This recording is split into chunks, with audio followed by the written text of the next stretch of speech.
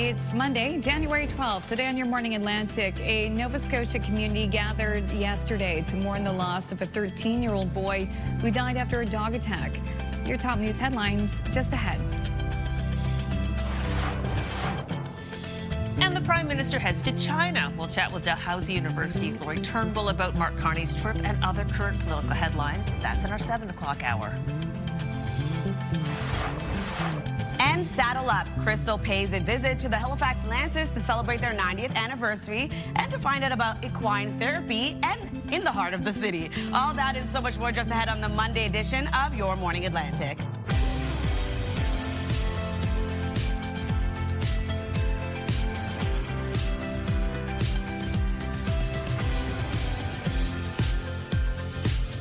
Good morning. Come on in.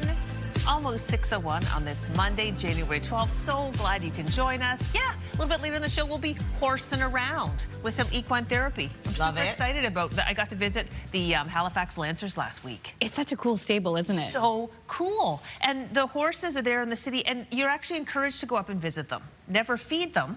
Never feed them, but you can actually pet them if they're willing. You can just sort of touch, ideally on the side of the neck. I found out. Yeah. When I first got there, I thought they're beautiful, but I didn't want to touch them because I thought, oh gosh, like, let's give them their space. But you are allowed to pet them. Yeah, go nice and close. I'm so glad that you had that experience. And I'm glad you mentioned that part of Halifax, because coming up in the news, I'm going to tell you about the Museum of Natural History, which is right next door to the Lancers. Yes. It's closed for a couple of weeks. Yeah, well, they've always got something on the go. We'll find out what that's all about. I did notice that the paddock was very muddy. Kind of guess we've had that freeze thaw, and then we had all that rain. So what are we looking at today? Yes, well, we do have another icy mix still sticking around for parts of Atlantic Canada. Lots of watches and warnings in effect today. So that's something to keep in mind when you are heading out on your commute.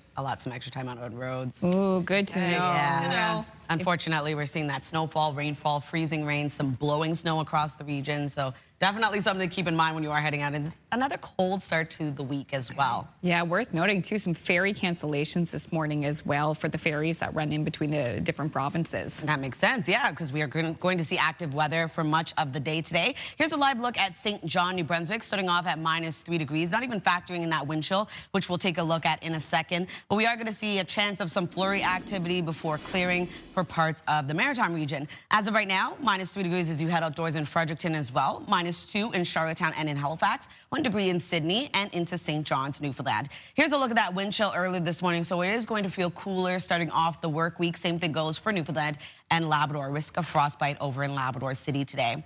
We do have a winter storm warning in effect for parts of Cape Breton Island until this evening, a wind warning in effect for parts of Prince Edward Island and Nova Scotia. We do have a winter storm warning in effect, a freezing rain warning and a rainfall warning across Newfoundland today, and a winter storm warning as well for parts of Labrador. And then for orange level alerts, we do have a wind warning in effect as well as a winter storm warning. I'll break those down in the full weather forecast in just a bit. In terms of our satellite and radar, we do have a chance of flurry activity for parts of all 3 maritime provinces expected to clear into the afternoon, leaving a bit of sunshine. But for Newfoundland, we are going to see an icy mixture throughout your day today. Pretty strong wind gusts as well. So keep that in mind if you are heading out. Visibility could become an issue.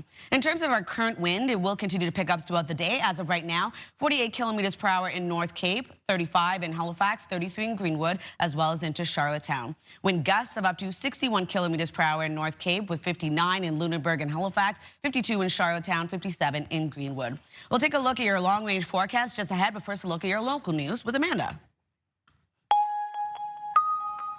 Thank you, Latavia. A Nova Scotia community gathered yesterday to mourn the loss of a 13-year-old boy who died after a dog attack. Drew Nickerson was transported from his home in Welshtown to hospital in Halifax last week, but died from his injuries. An obituary page for Nickerson remembers the boy as kind and loving, with a particular interest in sports and the outdoors. An online fundraiser brought in $50,000 in support of Nickerson's family last week. An 18-year-old New Brunswick man has died after a single vehicle crash in Moncton. RCMP say they responded to the crash on Highway 2 Saturday. Officials say the car traveling east is believed to have left the road and entered a ditch. Police, along with an RCMP collision reconstructionist, are still investigating. And in New Brunswick, a coroner's inquest into the death of a construction worker is set to get underway today in a St. John courtroom. Matthew Braun died in July 2024 in a workplace accident while putting up wind turbines in the Springdale area east of Sussex. The regional coroner and a jury will publicly hear evidence from witnesses to determine the facts surrounding Braun's death. The jury will also have the opportunity to make recommendations to prevent similar deaths in the future. The old Halifax Memorial Library was the first building built after the Second World War in Halifax. Described as a living cenotaph since closing its doors in 2014, the library has sat empty, and a historian is advocating for that to change. In July 2024, Halifax Council approved a motion to direct the Chief of Staff to design a plan with a consultant, which included a substantial or full removal of the building. Historian William Breckenridge, who also served on the city's Heritage Advisory Committee, is hosting a free event at the new library tonight to educate people about the old building's history and options to put it to use. I see this as, a virtual history exhibit where we can explain the poorhouses and all the different people that were impacted by that. We're standing on a site that from the founding of 1749, Halifax has been in use of some sort. It's a central location. Use it for seniors and community because we have a desperate need for that, arts and cultural space. Breckenridge says the opportunities for the space are endless. He wants to convey that if people want the building saved, action should be taken soon.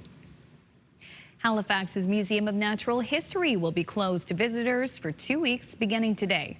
Staff say the temporary exhibition space will be renovated, and it was necessary to close the whole space due to noise and construction. Staff will still be coming in to attend to the animals. The museum plans to reopen on January 26th and unveil a new dinosaur exhibit on February 7th. Finally, women's hockey took center stage in a couple of maritime cities over the weekend. The PWHL was back in Halifax, and also a big sea of red and white in Cape Breton, where the World Under-18 Women's Hockey Championship is starting to heat up. CTV's Ryan McDonald has more.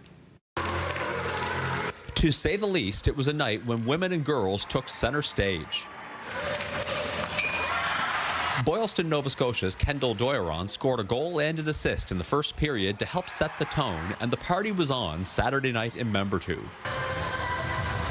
These little girls brought a sign worthy of national TV, and they were happy to show it off a little more.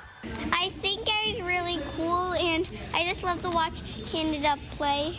Just it's so fun. It's beyond my expectations on what was going to happen. While the spotlight was largely on the girls on the ice and in the stands, Membertou First Nation was only too happy to share it.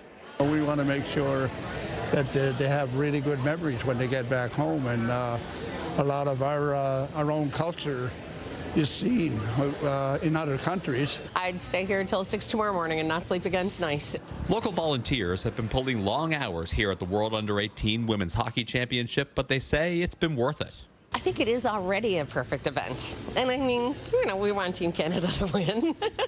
And that would make it the best. That would be the icing, the cherry on the cake for sure.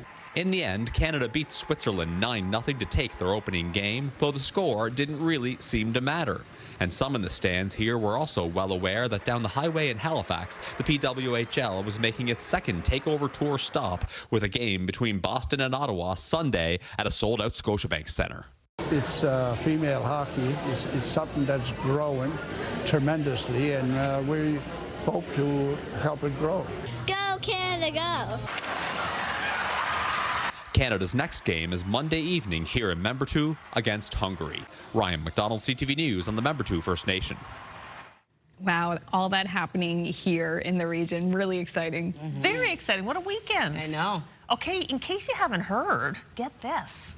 A mysterious tunnel was recently discovered under the farmers market in Fredericton during renovations. Ooh, let's find out more. People are talking about it. I know that everyone is hoping that it's something really super cool, like an escape tunnel and things like that, but I really probably do think it is just a, storm drain. So the tunnel is about 2 feet wide and big enough for an adult to shimmy into, but what's its purpose? There's a range of thoughts, from a Prohibition-era bootleg passage to an old heating infrastructure perhaps, or perhaps even a possible connection to a jail that once stood next door. But you can see it's not very big. The Fredericton Boyce Farmers Market told CTV News they believe it was used as a storm line officially, but unofficially, who knows the stories this tunnel could tell. I know she said someone, could possibly shimmy into it. I wouldn't want to be the person shimmying into that. Certainly not. Certainly not, no. Anywho, there it is. Wow. You know what? The storm drains around here have been working lately, overtime. Coming up, I'm going to have your first look at your national and international news headlines this Monday morning, and Latavia will have the Monday morning forecast. And it's a busy one. Lots of warnings to talk about. Good morning to the capital of PEI. It's a nice, quiet start to the day in Charlottetown. Forecast is next.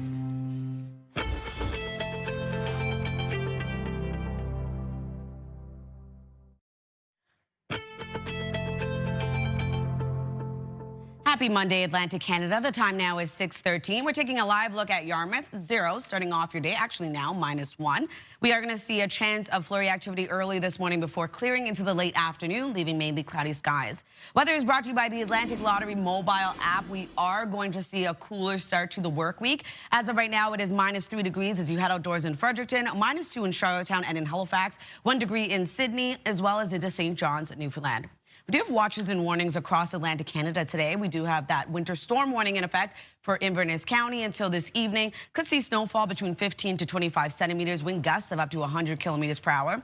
With that wind warning in effect for parts of Prince Edward Island and Nova Scotia until this evening, looking at wind gusts getting up to 90 kilometers per hour. And then that winter storm warning in effect for parts of Newfoundland until Tuesday morning. Could see around 15 to 40 centimeters of accumulation, rainfall between 5 to 15 millimeters for Channel Port aux Basques, as well as wind gusts ranging from 60 to 120 kilometers per hour. A freezing rain warning also in effect with a rainfall warning until this afternoon. Could see around 25 to 35 millimeters of precipitation. Over to that winter storm warning for parts of Labrador until later tonight, looking at around 10 to 20 centimeters of snowfall. Wind gusts between 80 to 110 kilometers per hour. With the wind warning as well across much of Newfoundland, looking at up to 130 kilometers per hour, with another winter storm warning also in effect.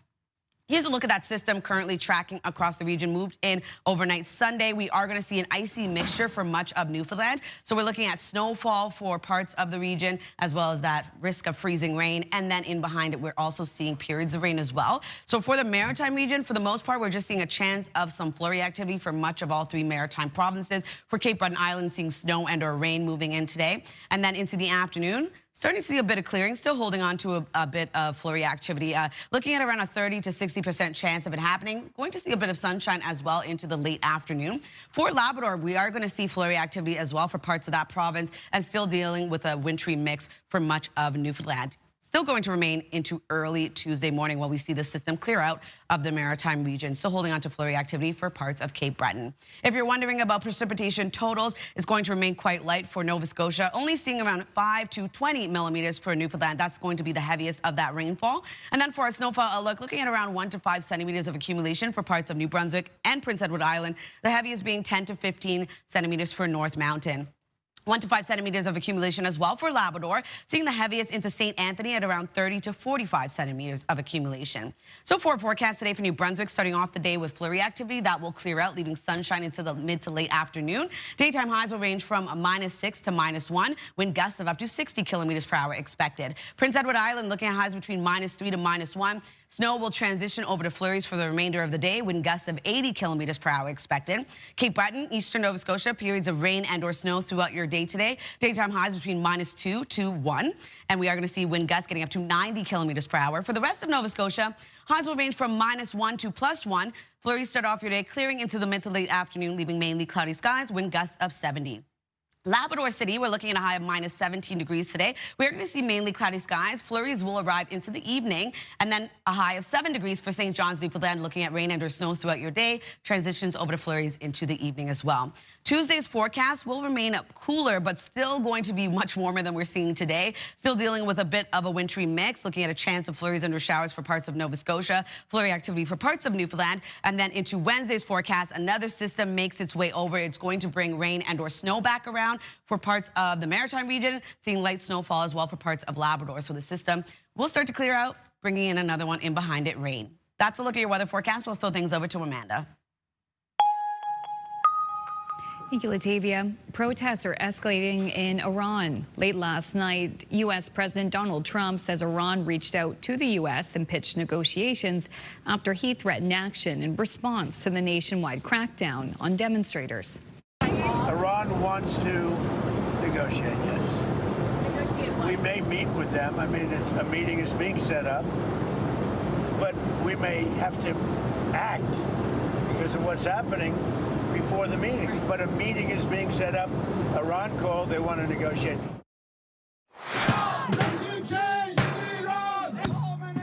In recent days, demonstrations have been held in several Canadian cities in solidarity with the Iranian people. In Ottawa, Sunday, a large crowd gathered in the shadow of Parliament Hill, calling on the federal government to support the people of Iran. A protest was held in Halifax on Friday. The situation in Iran is dire, with reports that more than 500 people have been killed, including children. Prime Minister Mark Carney is set for his trip to China, with meetings starting tomorrow to meet with the president and other government and business leaders. Trade talks will be high on the agenda, along with energy, agriculture, and international security.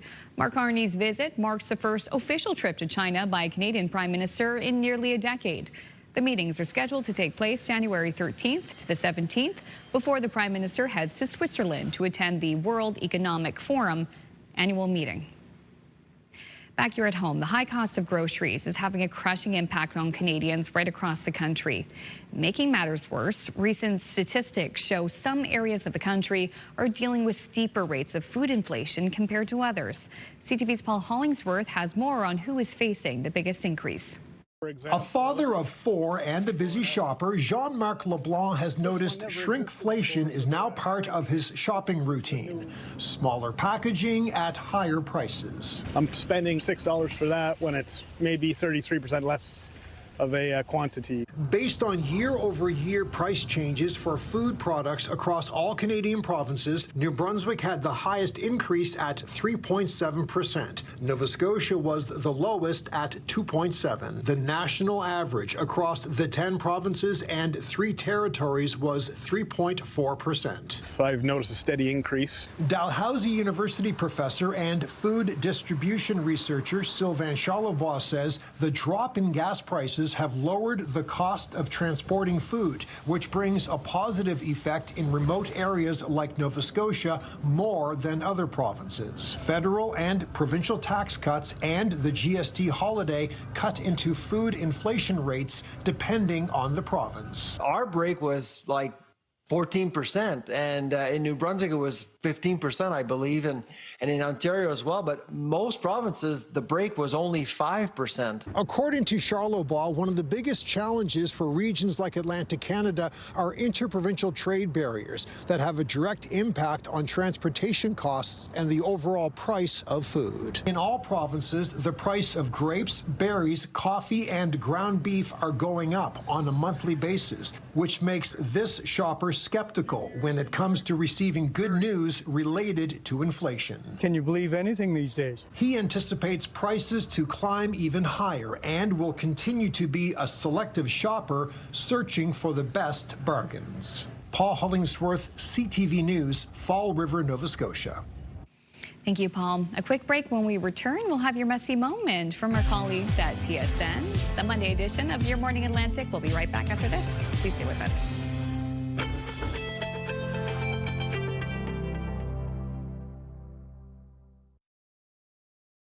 Move Mornings with Aaron and Peter. Weekday mornings on Move 100.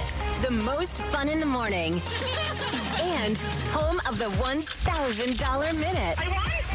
Only on Move 100 Halifax.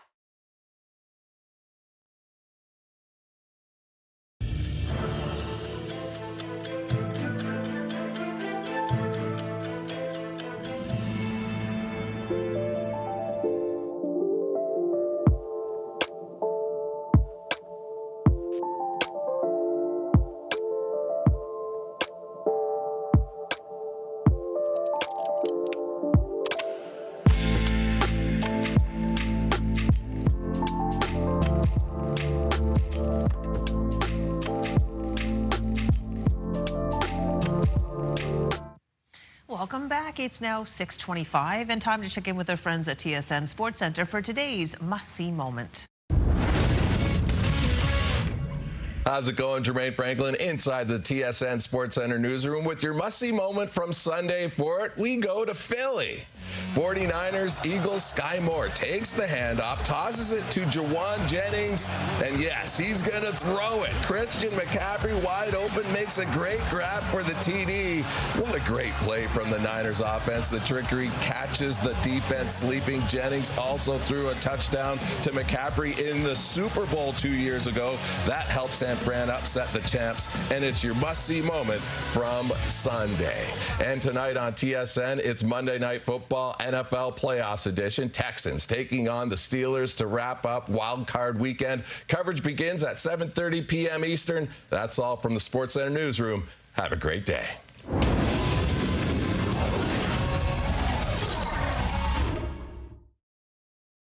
This TSN must-see moment brought to you by J.R. Rahe's Furniture and Appliances.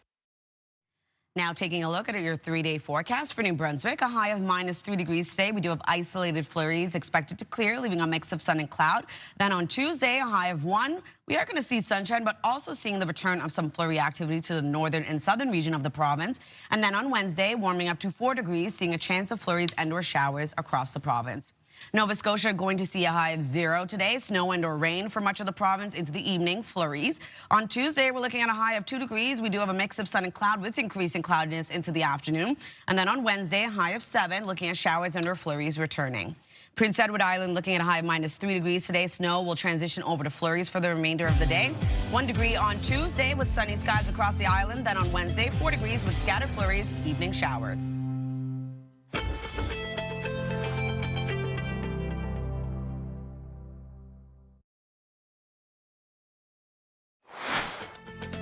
Coming up this half hour, recommendations wanted. Do you have a show you're obsessed with?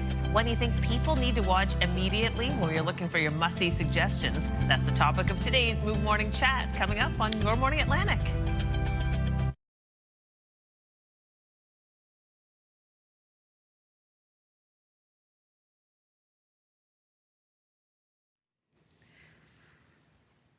I mean, like, was that Shane Hollander in Heated Rivalry? I mean, come on. This is a show everyone's talking about. It's Canadian-made, on Crave. I am on that ship. Are you started watching it? Yes. You have. And you like it? So good. Yeah, it's really, really good. I'm really enjoying it. I'm 2 episodes in, and I keep having people who have watched the show say, just wait, just wait, just wait. Yeah. And then some people have told me that they were rewatching it. In fact, one of our coworkers is number 3? She's watching it for the 3rd Oh, wow. Really? Okay, well then it must be good. I have not touched it yet. I know it's the hottest thing, but I just haven't touched it yet. For me, the recommendation, if we're going to say it, is Man on the Inside, starring Ted Danson. It's a lovely, it's heartwarming as heck. It's one of those things where you're done, you're just like, wow, that was so beautiful. By the same writer as A Good Place, like the same producer as A Good Place. It's smart and funny, and it's on Netflix, and I just loved it. I just watched a new show over the weekend on Netflix, 6 episodes called His and Hers. Mind-blowing. Tessa Thompson, right? Yes, it's so good. You gotta watch it. Which sort of show is it? It's like a murder mystery. So it's not scary, but it's just trying to figure out what's going on, tying together this. It's incredible. I recommended it on the weekend, and so many of our viewers started watching, and they were like, "It's fantastic." Is it hers? Okay, I'll definitely check that out because I love a murder mystery. This is too real quick. Ted Danson he's sort of like retired and sort of a little bit lost in his life, and he kind of accidentally becomes a private investigator in a nursing home facility. I think you've told me about this. Great. It's on my list. You need to. It's great. Yeah, that sounds. But it's also a bit of a mystery. But anyway, wow. Yeah, His and Hers, Heated Rivalry. Something to do when the weather's not so great is to stay inside and watch your favorite show. We do have a number of school cancellations in Nova Scotia today, ferry cancellations. We're working on those specific details, but yeah, due to the weather. Absolutely. We're seeing colder air move back in across the region and an icy mixture yet again for parts of Atlantic Canada. So something to keep in mind when you are heading out. That was a look at Moncton, -3 degrees starting off your day. -2 degrees early this morning in Charlottetown and in Halifax, 0 in Sydney with -20. 21 in Labrador City and minus 1 in Gander. Over to the wind chill, as you can see here, feeling a lot cooler, especially with those strong wind gusts we're seeing across Atlantic Canada. So it's going to be quite cold today, so make sure to layer up before heading out. There is that risk of frostbite over in Labrador City. Taking a look at our watches and warnings in effect, we do have a winter storm warning for parts of Cape Breton Island until this evening, a wind warning until this evening as well for parts of Prince Edward Island and Nova Scotia, a winter storm warning, a freezing rain warning, and a rainfall warning across Newfoundland. We do have a winter storm warning also in effect for parts of Labrador, and an orange level wind warning in effect for parts of Newfoundland, and a winter storm warning for Labrador. Here's a look at that current system. A chance of some flurry activity for much of the maritime region. That will clear, leaving mainly cloudy skies, so a mix of sun and cloud. But for Newfoundland, dealing with this wintry mix throughout your day today. So keep that in mind if you are heading out. We do have some blowing snow as well for parts of the region that could cause some visibility issues.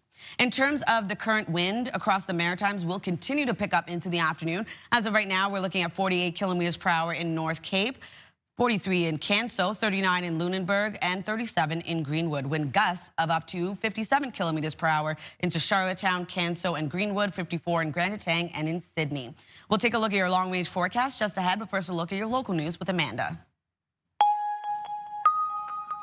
A Nova Scotia community gathered yesterday to mourn the loss of a 13-year-old boy who died after a dog attack. Drew Nickerson was transported from his home in Welshtown to hospital in Halifax last week, but died from his injuries. An obituary page for Nickerson remembers the boy as kind and loving, with a particular interest in sports and the outdoors. An online fundraiser brought in $50,000 in support of Nickerson's family last week. An 18-year-old New Brunswick man has died after a single vehicle crash in Moncton. RCMP say they responded to the crash on Highway 2 on Saturday. Officers say the car traveling east is believed to have left the road and entered a ditch. RCMP are still investigating the crash. A coroner's inquest into the death of a construction worker is set to get underway later this morning in a St. John courtroom. Matthew Braun died in July 2024 in a workplace accident while putting up wind turbines in the Springdale area, which is just east of Sussex. The regional coroner and a jury will publicly hear evidence from witnesses to determine the facts surrounding Braun's death. The jury will also have the opportunity to make recommendations to prevent similar deaths in the future. For people struggling to access healthcare services, any small, innovative idea can help. But in St. John's, a brand new, bigger option to receive care is set to open its doors today. The facility is among the first of its kind in Newfoundland and Labrador. CTV's Garrett Berry has more on the former Costco site that is now a clinic. When her family doctor of 17 years gave up her practice last April, Alicia Penny Harnham joined her husband and the thousands of other Newfoundlanders and Labradorians who are searching for a family doctor. It was frustrating, but it was also extremely scary because she had our entire history, any medical complaints she was familiar with. And like so many others, she headed for the emergency room just a few months later for an illness that could have been dealt with somewhere else. If I could have seen a doctor, my family doctor, I could have avoided the emergency room altogether. We didn't know when I went down there, we didn't know if we'd be waiting 16 hours or 2 hours or 24 hours. Statistics compiled by the Canadian Institute for Health Information suggest about 1 in 7 emergency department visits across the country are related to complaints that could have been managed by a family doctor. In Newfoundland, emergency rooms have become so full, paramedics have racked up hundreds of hours each month waiting for hospital beds to become available for their patients, something called an offload delay. Healthcare officials hope this brand new facility, designed to bridge the gap between primary care and emergency departments, might become part of the solution. It will be open 12 hours a day, 7 days a week, staffed with nurses, doctors, nurse practitioners. Officials say it's like a walk-in clinic with more diagnostic tools on site. So think, a potential cold or flu or infection, something like skin, or, maybe you think you might have a chest infection, something along those lines. It comes online Monday morning, the first of 2 planned for the St. John's region. And Newfoundland and Labrador's provincial government says it's already in the process of designing a 3rd centre in nearby Conception Bay South. Garrett Berry, CTV News, St. John's. Thank you, Garrett. The Museum of Natural History in Halifax will be closing its doors temporarily for the next 2 weeks for maintenance and repair work. Museum officials say the renovations are overdue and will improve the temporary exhibit space, making it more appealing to future clients and patrons. It was necessary to close for the construction due to noise levels and safety precautions. We're going to be doing some renovations on our flooring. So that's going to be in our temporary exhibit space. So we're hoping that by setting up a whole new floor, we'll be able to better accommodate upcoming exhibits as well as future endeavors. Staff will remain at work during the time to care for the live animals like Gus. The museum will reopen Monday, January 26, and the next big exhibit, Dinosaur Exploration 2, will open Saturday, February 7th. Finally, a Canadian recruitment agency has released a list of the top 15 most in-demand jobs for 2026. According to the agency, the top 5 jobs companies will be looking to fill are sales associate, administrative assistant, customer service representative, accounting technician, and receptionist. Those are jobs that AI can't replace. A lot of in-person work there. Also in the top 15, nurses, pharmacy technicians, and dental assistants, as well as the position of forklift operator. Cool. Always wanted to try operating a forklift. Oh, yeah. I mean, definitely specialized training for something like that. And very important work, too. So it's just interesting to hear that. Yeah, sales associate, administrative assistant, customer service representative, accounting technician, and receptionist. Those came up the top 5. Interesting. Okay. A lot of working with people there. Yeah, for sure. Absolutely, yeah. All right, let's get back to food. I could talk about food all day. This one, interesting. If you have noticed that labels and grocery products have changed since the start of the new year, then you're an astute observer. This magnifying glass symbol is on packaging, now mandatory due to new Health Canada regulations that went into effect January 1st. So food companies have to identify products high in ingredients such as sugar, saturated fat, and sodium. The only exemptions to the regulations are fresh fruits, vegetables, meat, fish, and poultry. Good to know. Good to know. So that magnifying glass symbol, that's here to stay. Yeah. Helps you stay on track. Yeah. If you're looking to lessen your sodium, your it is really helpful. It's big and it's bold and it's easy to read, and yeah, it's really a good can't miss it. Yeah, I've even seen on some chicken packages that are like seasoned. They'll say like high in sodium or whatever. So, yeah, good to know. Good to know. It's good to know.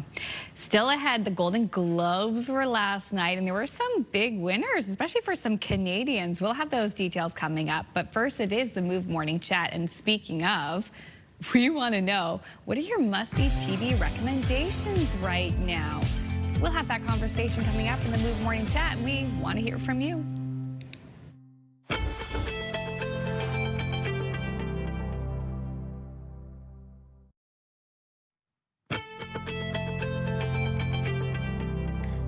Welcome back. The time now is 6:43, taking a live look at St. John's, Newfoundland. A bit of a messy mixture today across Newfoundland. Keep that in mind when you are heading out. Starting off at 2 degrees, we'll be seeing rain that will transition over to snow and blowing snow into the afternoon. Here's a look at the current temperatures. A cold start to the day, especially when you factor in that wind chill. As of right now, -3 degrees heading outdoors in Fredericton, -2 in Charlottetown and in Halifax, 0 in Sydney, -18 in Happy Valley Goose Bay, and -4 degrees over in Corner Brook.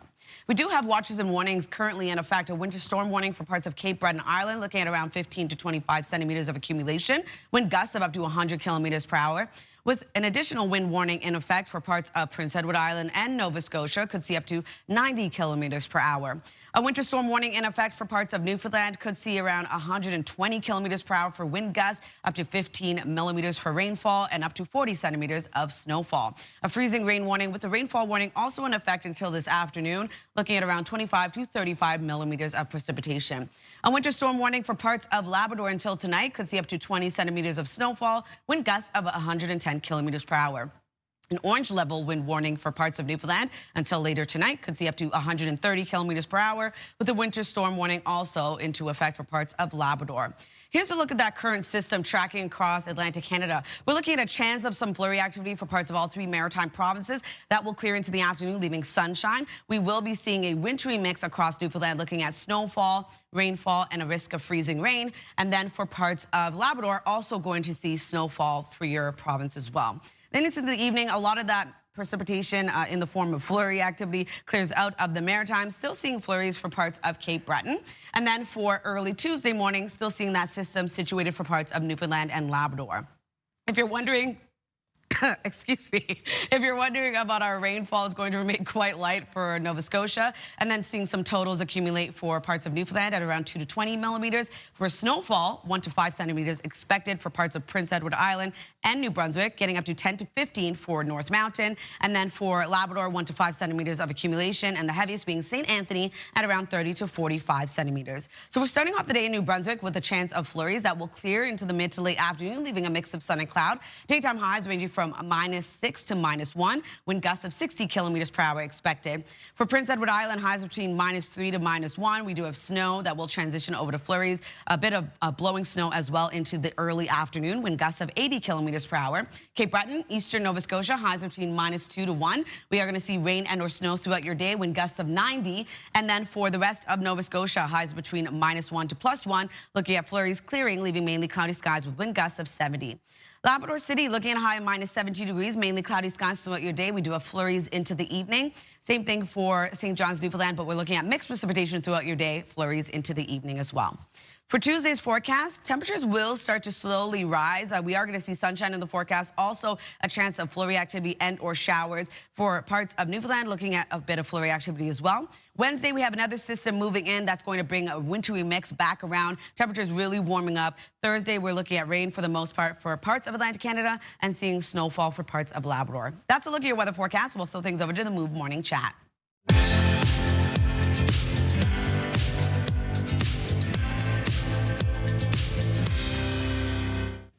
It's time for another Move Morning Chat. This morning, we want to know what's a new show that you're watching that you think everyone should be watching. Aaron and Peter, what are you looking at these days? Oh, man, it's January. It's cold. We're all just looking to binge some TV. I hope I'm not stealing everybody's answer by saying heated rivalry. You stole my answer. Oh, my goodness. I knew I would. I'm sorry. But listen, I binged it over the holidays, and I've been telling everybody, you need to be watching this, not only because it's an amazing Canadian show, but the local connection, Rachel Reed, based on a book by Rachel who lives in Halifax. I just can't get enough of this show. I've actually started rewatching the first season as soon as I heard that they were going to do a season 2. The soundtrack is so Canadian. Just the references in the show, it's so relatable. It's incredible. If you haven't watched it, Heated Rivalry is the show that you gotta see. I haven't seen it yet. Hard to beat that one. Yeah, I'm probably the only one that hasn't seen it, maybe a handful. Listen, I'm new on the train because all I've been seeing on my social media, my friends saying, have you watched it? Are you going to watch it? You can watch it on Crave, which is the same streaming service that supports our show. So Canadian hockey love competition. Yes, I just started it, and I'm ready to get the tissues because I'm hearing really towards the end, get ready because you're going to cry. You are. Okay, well, I mean, I guess I could throw out Your Morning Atlantic as kind of a new TV show that everybody should watch. But since you're already watching it, that probably won't work. I'm going to throw out The Pit. Coming into season 2 of The Pit. It's also on Crave. It is so good. It basically follows an emergency room at a hospital, I believe, in Philadelphia, over a 24-hour period. Each season is a 24-hour period in the life of this hospital emergency room. And season 2 is just coming out. And so you can catch up real quick on season 1. It is a little graphic. It takes on some serious subjects. Noah Weil, who was on, what was it, ER back in the day? Yeah. Anyway, he is the star and the producer and everything else. It is so, so good. My husband also looking forward to that. I have not watched The Pit yet, Peter, but it's on my list. Okay, Latavia, what are you watching? Oh, okay, there's 2 of them that I have to recommend. The first one being The Truth About the Harry Coubert Affair. I've told you about this one before. You have. It's on Prime. It has one of my faves in it, Patrick Dempsey, chef's kiss, and it's a really great show. It's kind of like a murder mystery, but about like the secret love affair between like this writer and some young girl. But anyway, it's a really good show to watch. Okay. And it's only 1 season, so it's quick. Another one that I just started watching is called Dark. It's on Netflix. It is so good. It's another mystery and kind of has like what's it called? Time travel. Thank you. Supernatural. Time travel. Yes. It's really good, and it's actually a German show, so it's dubbed in English. It's incredible. I'm on season 1 right now. Yeah, Latavia was literally telling me about this the other day and says you need to watch it. Yeah, it's good. What about you? Cool. It is a heated rivalry. There's nothing else. That's it.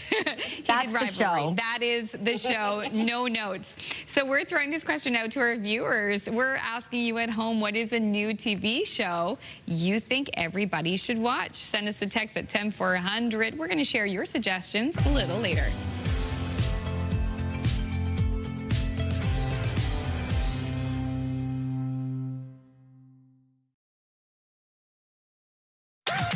The #1 morning show in Halifax. Turk, Megan, and Amateur Alex. And home to the biggest artists. Halifax's #1 hit music station. 101.3 Virgin Radio.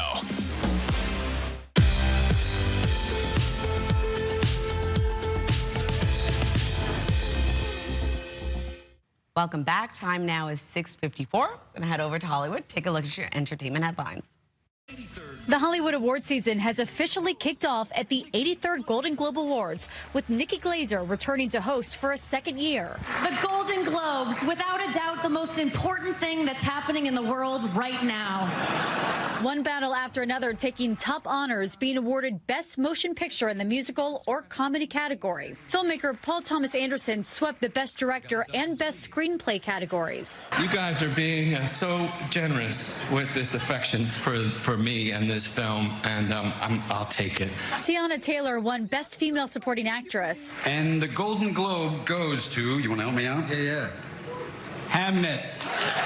And in the drama category, Hamnet claimed the top spot, winning Best Drama Film, while its star, Jessie Buckley, took home Best Actress. Timothée Chalamet won his first Golden Globe after 4 previous nominations, claiming the award for Best Actor in a musical or comedy for his role in Marty Supreme. I'll always be grateful for what you have. It's allowed me to leave this ceremony in the past empty-handed, my head held high, grateful just to be here. But I'd be lying if I didn't say those moments didn't make this moment that much sweeter. The strength of the ancestors is here. Avatar Fire and Ash continues its dominance at the box office.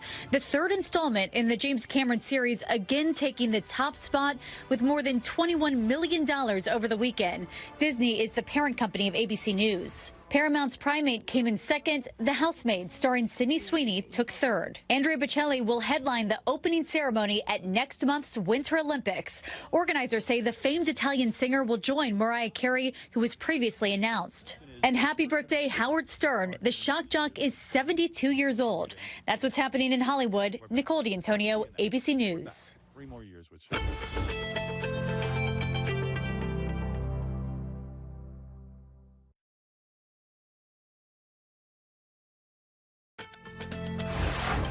Monday, January 12th, today on Your Morning Atlantic. A Nova Scotia community gathered yesterday to mourn the loss of a 13-year-old boy who died after a dog attack. Your top news headlines just ahead.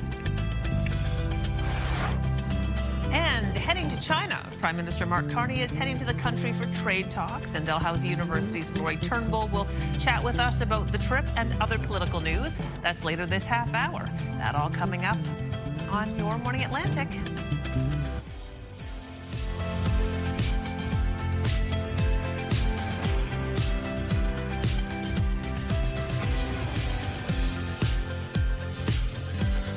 Good morning, Atlantic Canada. Thank you so much for joining us. The time now is 7 o'clock. It is Monday, January 12th.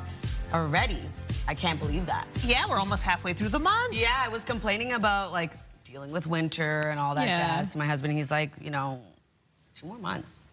At least. Always has I'm like, that's 2 more perspective. months. Have you ever been in a situation, because I always generally a person like, you know, it's just 2 more months, but sometimes you just want to bask, wallow around, you know? You don't want somebody to pull you out of the hole. You just want to, like, be there with you for a second, yeah. I'm like, that's 2 months, though. Exactly. And then the good weather will be here. But we were talking about good TV shows to watch. We were getting, like, a flood of texts from viewers, which is wonderful. Oh, yeah, it's really nice to hear. A viewer, I can't remember all the names right now, but one was saying that they agree with you with that Ted Danson show. It's and so they've started season 2, they were saying. And the other one I was thinking for Latavia, and I know you've watched it, Welcome to Dairytown, is that it? It's Welcome to Dairy. Welcome to Dairy. Yeah, it's incredible, fantastic, chef's kiss. Can't wait for the second season. They're going to do 2 more seasons. Well, your recommendations are good, but if you want something sweet, you go where I'm going, and you want something kind of spicy, you go where you're going. Yeah. Really spicy where you're Not going. for everyone. Oh, I hear you right there.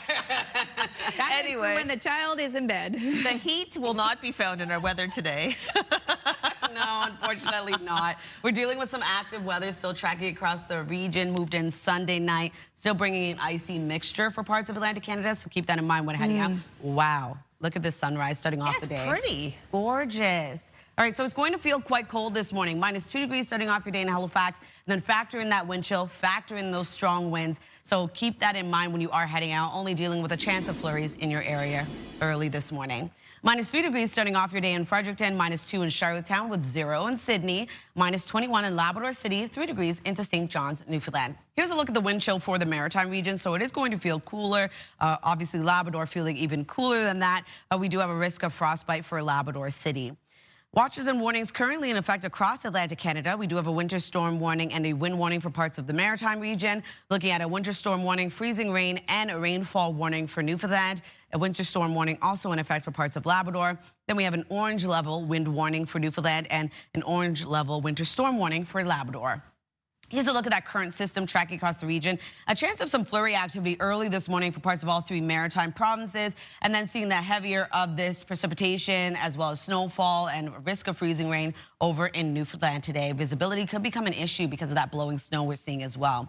In terms of the wind for the maritime region, will continue to pick up, become quite strong into the afternoon. As of right now, 48 kilometers per hour in North Cape, 43 in Canso, 39 in Lunenburg with 37 in Greenwood. Wind gusts of up to 57 kilometers per hour right now in Charlottetown, Canso, and Greenwood. Looking at 48 in Edmonton, 54 in Grand Etang and in Sydney. We'll take another look at your forecast just ahead, but first a look at your local news with Amanda. Thank you, Latavia. And the weather impacting schools and ferry service today. In Nova Scotia, due to road conditions, classes are canceled for schools in the Chignecto Central Regional Centre for Education, as well as all schools for the Strait Regional Centre for Education and all schools for the Cape Breton Victoria Regional Centre for Education. In New Brunswick, no school today for all schools in the Anglophone North School District, and all schools also canceled for the Francophone Northeast School District. However, some schools for Francophone South are being impacted by the weather and road conditions today. In Prince Edward Island, classes are on a 1-hour delay due to the weather system. Meantime, on the water, ferry service between North Sydney and Newfoundland is canceled for today. Same for the Fundy Roads between St. John and Digby due to adverse weather conditions. You can find a more detailed list of weather impacts on our website, ctvnewsatlantic.ca. A Nova Scotia community gathered yesterday to mourn the loss of a 13-year-old boy who died after a dog attack. Drew Nickerson was transported from his home in Welshtown to a hospital in Halifax last week, but died from his injuries. An obituary page for Nickerson remembers the boy as kind and loving, with a particular interest in sports and the outdoors.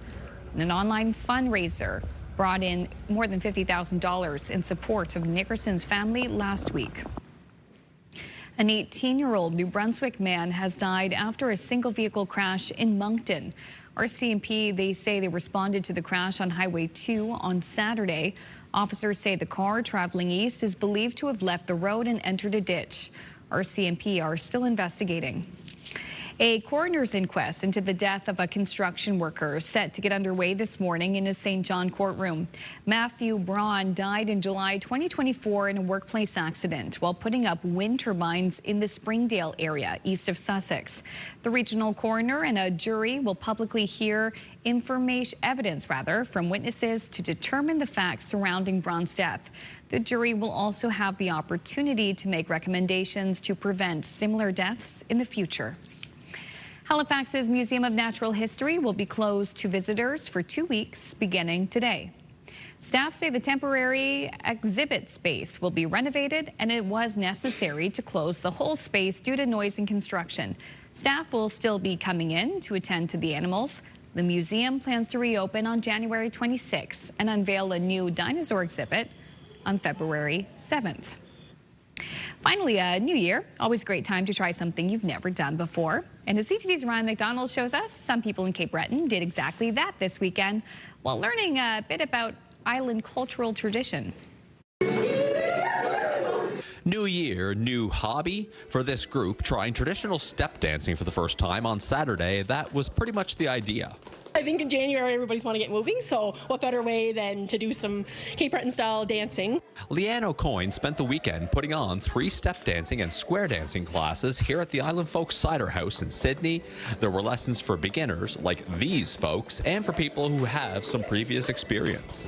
For me, it's my favorite type of exercise. I grew up doing it. You don't need much equipment. You just need your feet and a pair of sneakers or some kind of shoes, and it's just about having fun. I like dancing. I love it, actually. And I go dancing every week, every Friday and Saturday. But Carolyn Keogh had never tried step dancing. She quickly found out that it's different. When I'm dancing, I don't have to follow anybody's steps. I just do my own thing. But here, follow the steps. You'll get used to it, though. At its best, step dancing is paired with traditional fiddle music. A group of step dancers on PEI even performed for Prince William and Kate Middleton during their visit to the island shortly after their wedding back in 2011. It was amazing. We all didn't know how exciting it was going to be until we actually were on stage, saw them in front of us, smiling at us, and we just could not stop smiling the whole day. Back in Sydney, while they might not expect to dance in front of royalty anytime soon, the idea was to get some of these newbies showing off their moves in public one day too. I also play the fiddle. I'm a fiddler, and the music that's our goal. This way I'm getting people the basics, and they can use it at a ceilidh or a square dance or a house party. Equine says these sessions were successful enough that she will likely be looking for time to teach more step dancers as the year goes on. Ryan McDonald, CTV News, Sydney. I mean, don't you just want to join in? Oh, yeah, that's a classic square set. Yeah. Oh, yeah, looking good. They didn't get the third figure. That's when things really get wild. Well,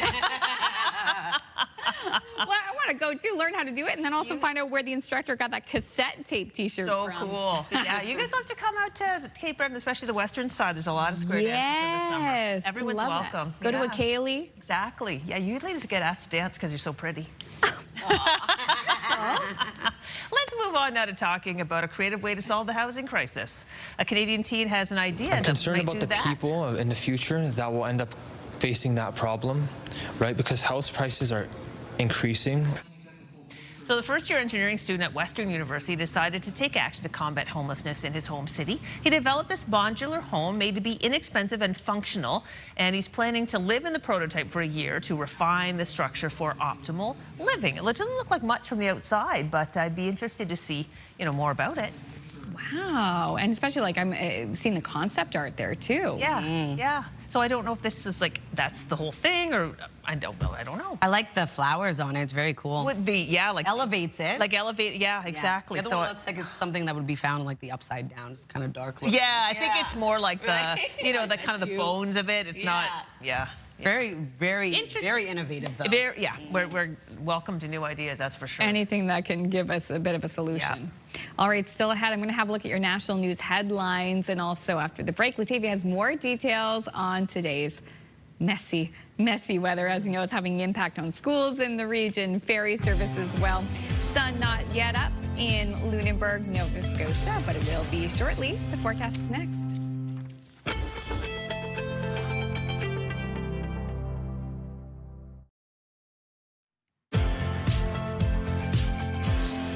Good morning. The time now is 7:13. We're taking a live look at Edmonton. -6 degrees right now, so quite a cold start to the day, especially when you factor in that wind chill. Looking at a chance of isolated flurries expected throughout your day today.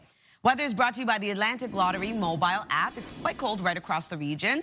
As of right now, -3 degrees in Fredericton and in Charlottetown, as well as starting off the day in Halifax, 0 in Sydney, -9 degrees in Cartwright with -4 into St. Anthony.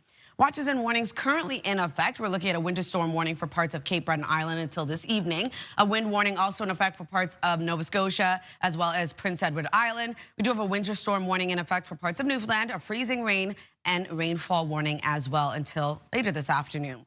Winter storm warning also in effect until tonight for parts of Labrador. Could see wind gusts of up to 110 kilometers per hour. And an orange level wind warning for parts of Newfoundland, as well as a winter storm warning. So here's a look at that current system we're tracking across Atlantic Canada today. For the most part, the Maritime region will be dealing with a chance of some flurry activity. Parts of Prince Edward Island and Cape Breton Island seeing snow that will transition over to flurries into the afternoon. Could see some blowing snow as well, so keep that in mind when you are heading out. And then for Labrador, we are looking at some light snowfall. And then for Newfoundland, that's where we're seeing that icy mixture of snowfall, at times heavy rainfall, as well as that risk of freezing rain.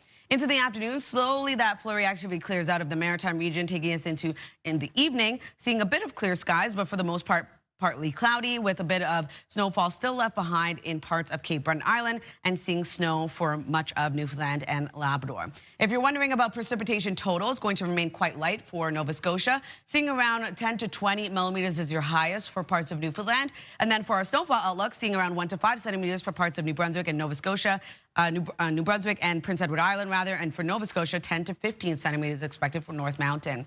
1 to 5 centimeters for parts of Labrador, and the heaviest being into St. Anthony at 30 to 45 centimeters.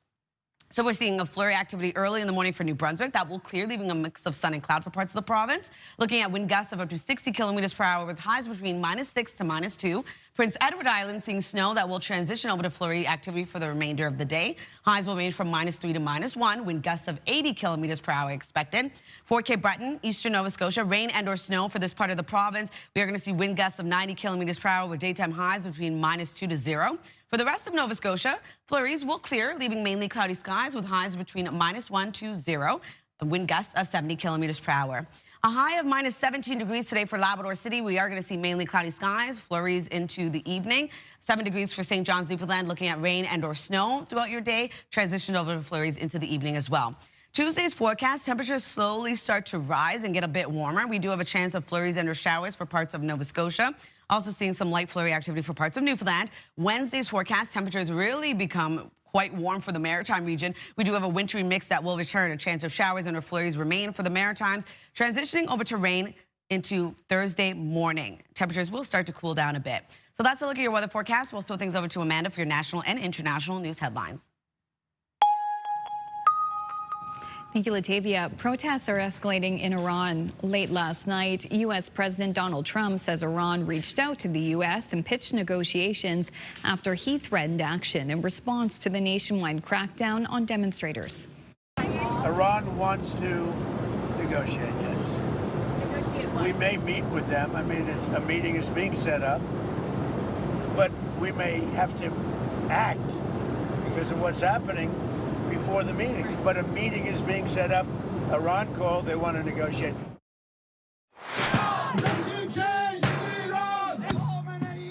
Recent days, demonstrations have been held in several Canadian cities in solidarity with the Iranian people.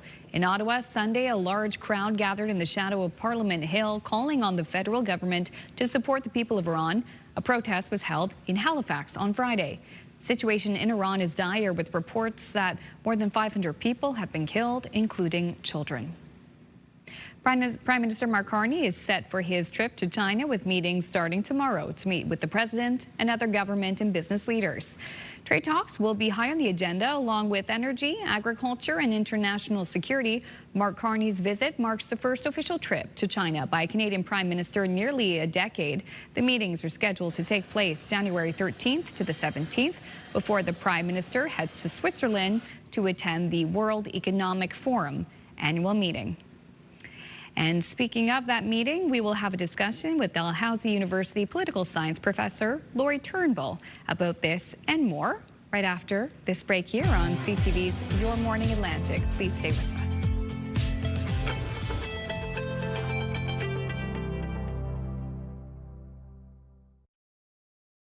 Move Mornings with Aaron and Peter. Weekday mornings on Move 100. The most fun in the morning. And home of the $1,000 minute. Only on Move 100 Halifax. Welcome back. The time now is 7:22. Taking another look at your 3-day forecast, starting off in New Brunswick. A high of -3 degrees today. We do have some isolated flurries clearing for parts of the province into the late afternoon, leaving a mix of sun and cloud. On Tuesday, a high of 1, looking at a mix of sun and cloud, also seeing the return of some isolated flurries. And on Wednesday, a high of 4 degrees, flurries and/or showers moving in across the province. For Nova Scotia, a high of 0. We do have snow and/or rain for much of the province today. We'll clear for parts of mainland Nova Scotia into the Tri-Carignan area, leaving mainly cloudy skies. We have flurries into the evening. And then on Tuesday, 2 degrees is your daytime high, starting off with a mix of sun and clouds, seeing increasing cloudiness into the afternoon, leaving mainly cloudy skies. And then on Wednesday, the warmest day so far of the week, 7 degrees is your daytime high, but a chance of showers and/or flurries moving back in across the province. For Prince Edward Island, looking at a high of -3, looking at periods of snow that will transition over to scattered flurries for the remainder of the day, a high of 1 degree on Tuesday. Sunny skies return across the island. Then on Wednesday, warming up to 4 degrees, scattered flurries expected throughout your day. Into the evening, showers return. So that's a look at your 3-day forecast. We're going to throw things over to Crystal. Thanks very much, Latavia. Now 7:23. We're hoping to chat with Lori Turnbull about the political situations around the world, but we are having a little trouble getting a hold of her. So in the meantime, let's take a look at a wrap of the 83rd Annual Golden Globe Awards. And the winner is One Battle After Another. One Battle After Another won this year's Best Motion Picture Prize in the musical or comedy category at the Golden Globes, with Paul Thomas Anderson also winning for directing and for screenplay.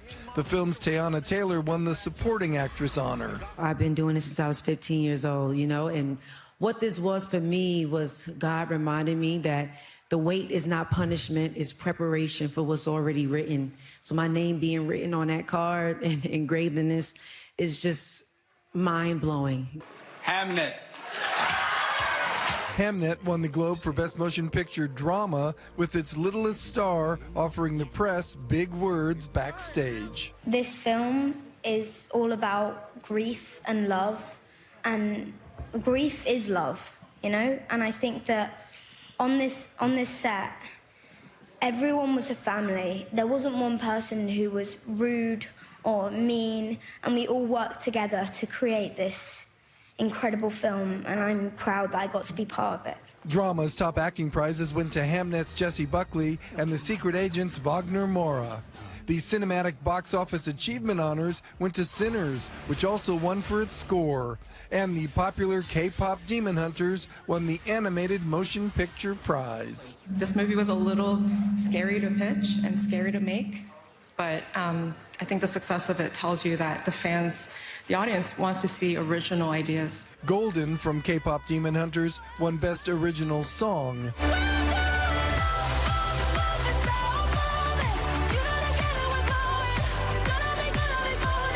Top television honors went to HBO's The Pit for Best Drama Series. On the comedy side, The Studio took home the award.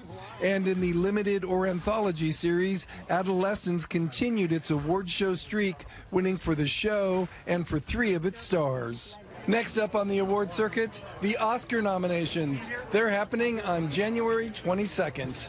In Beverly Hills, California, George Pinocchio for ABC News. George, thank you so much for that. Now, we have connected with Lori. She's having some internet issues this morning, so we will do our best to bring you that interview content tomorrow.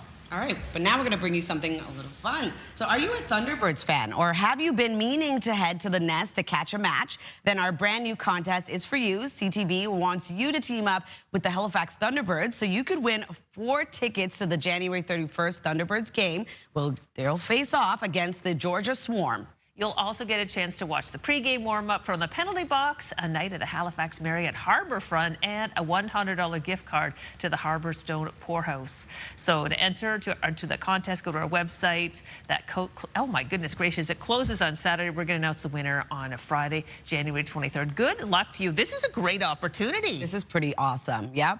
Get over to a game if you can, and maybe you'll win. All right, time now 7:26. Make sure to stick with us. CTV Your Morning Atlantic. We'll be right back after this.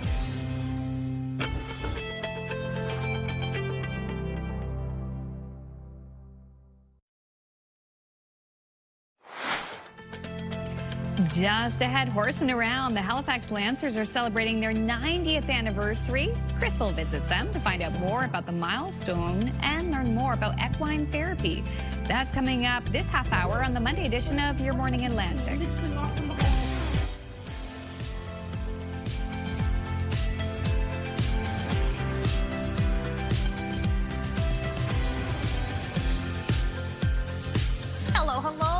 7:30. Welcome to our show. We're halfway there already on this Monday. So glad you can join us. If you're just joining us, Latavia and Amanda will have everything you need to get your day started in just a second. But first, this half hour, we get to do the fun report. I had an opportunity to visit the Halifax Lancers. They're the horse stable in the city, in the heart of the city. What a beautiful, unique place. They're just doing so many wonderful things to, I mean, obviously they have the riding lessons there, which they offer riding lessons from little ones all the way to people into their 70s, but anyone's welcome to join that. There's quite a long waiting list. They have a lot of programs for equine therapy, and some of them are riding programs, but others just allow you to connect with the horse. And they just said, Chris, we want you to do a mini session to just connect with the horse and see what happens. And I'm like, okay. Wow, it was very powerful. I was very moved. Wonderful. I think I actually feel my spirits lifted ever since I did that, actually. Right? Just yeah. a peaceful experience. Peaceful, uplifting, really special. Yeah. Well, because people are watching this show, they get to experience that with you. Yeah. It also kind of ties into our Move Morning Chat, because besides this television show, which we are so happy that you watch, we're asking, what is a new TV show, a new one, you think everybody should watch right now? I mentioned heated rivalries, so too did Aaron. Peter's watching season 2 of The Pit that was just released. And yeah, we want to hear your opinion. What is something that we should be watching, especially when the weather is, well, like it is today? Yeah, great stay in and watch TV weather if you're lucky enough to do that. Exactly, cozy up. We are going to see some active weather tracking across parts of the region. Newfoundland getting the heaviest of it.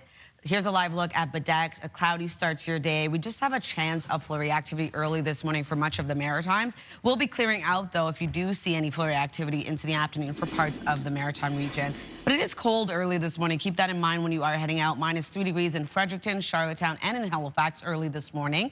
0 starting off your day in Sydney, a -8 in Cartwright, -3 degrees over in Corner Brook. Factor in that wind chill, going to feel a lot colder across Atlantic Canada. We do have a risk of frostbite over in Labrador City, and then factor in those strong wind gusts as well.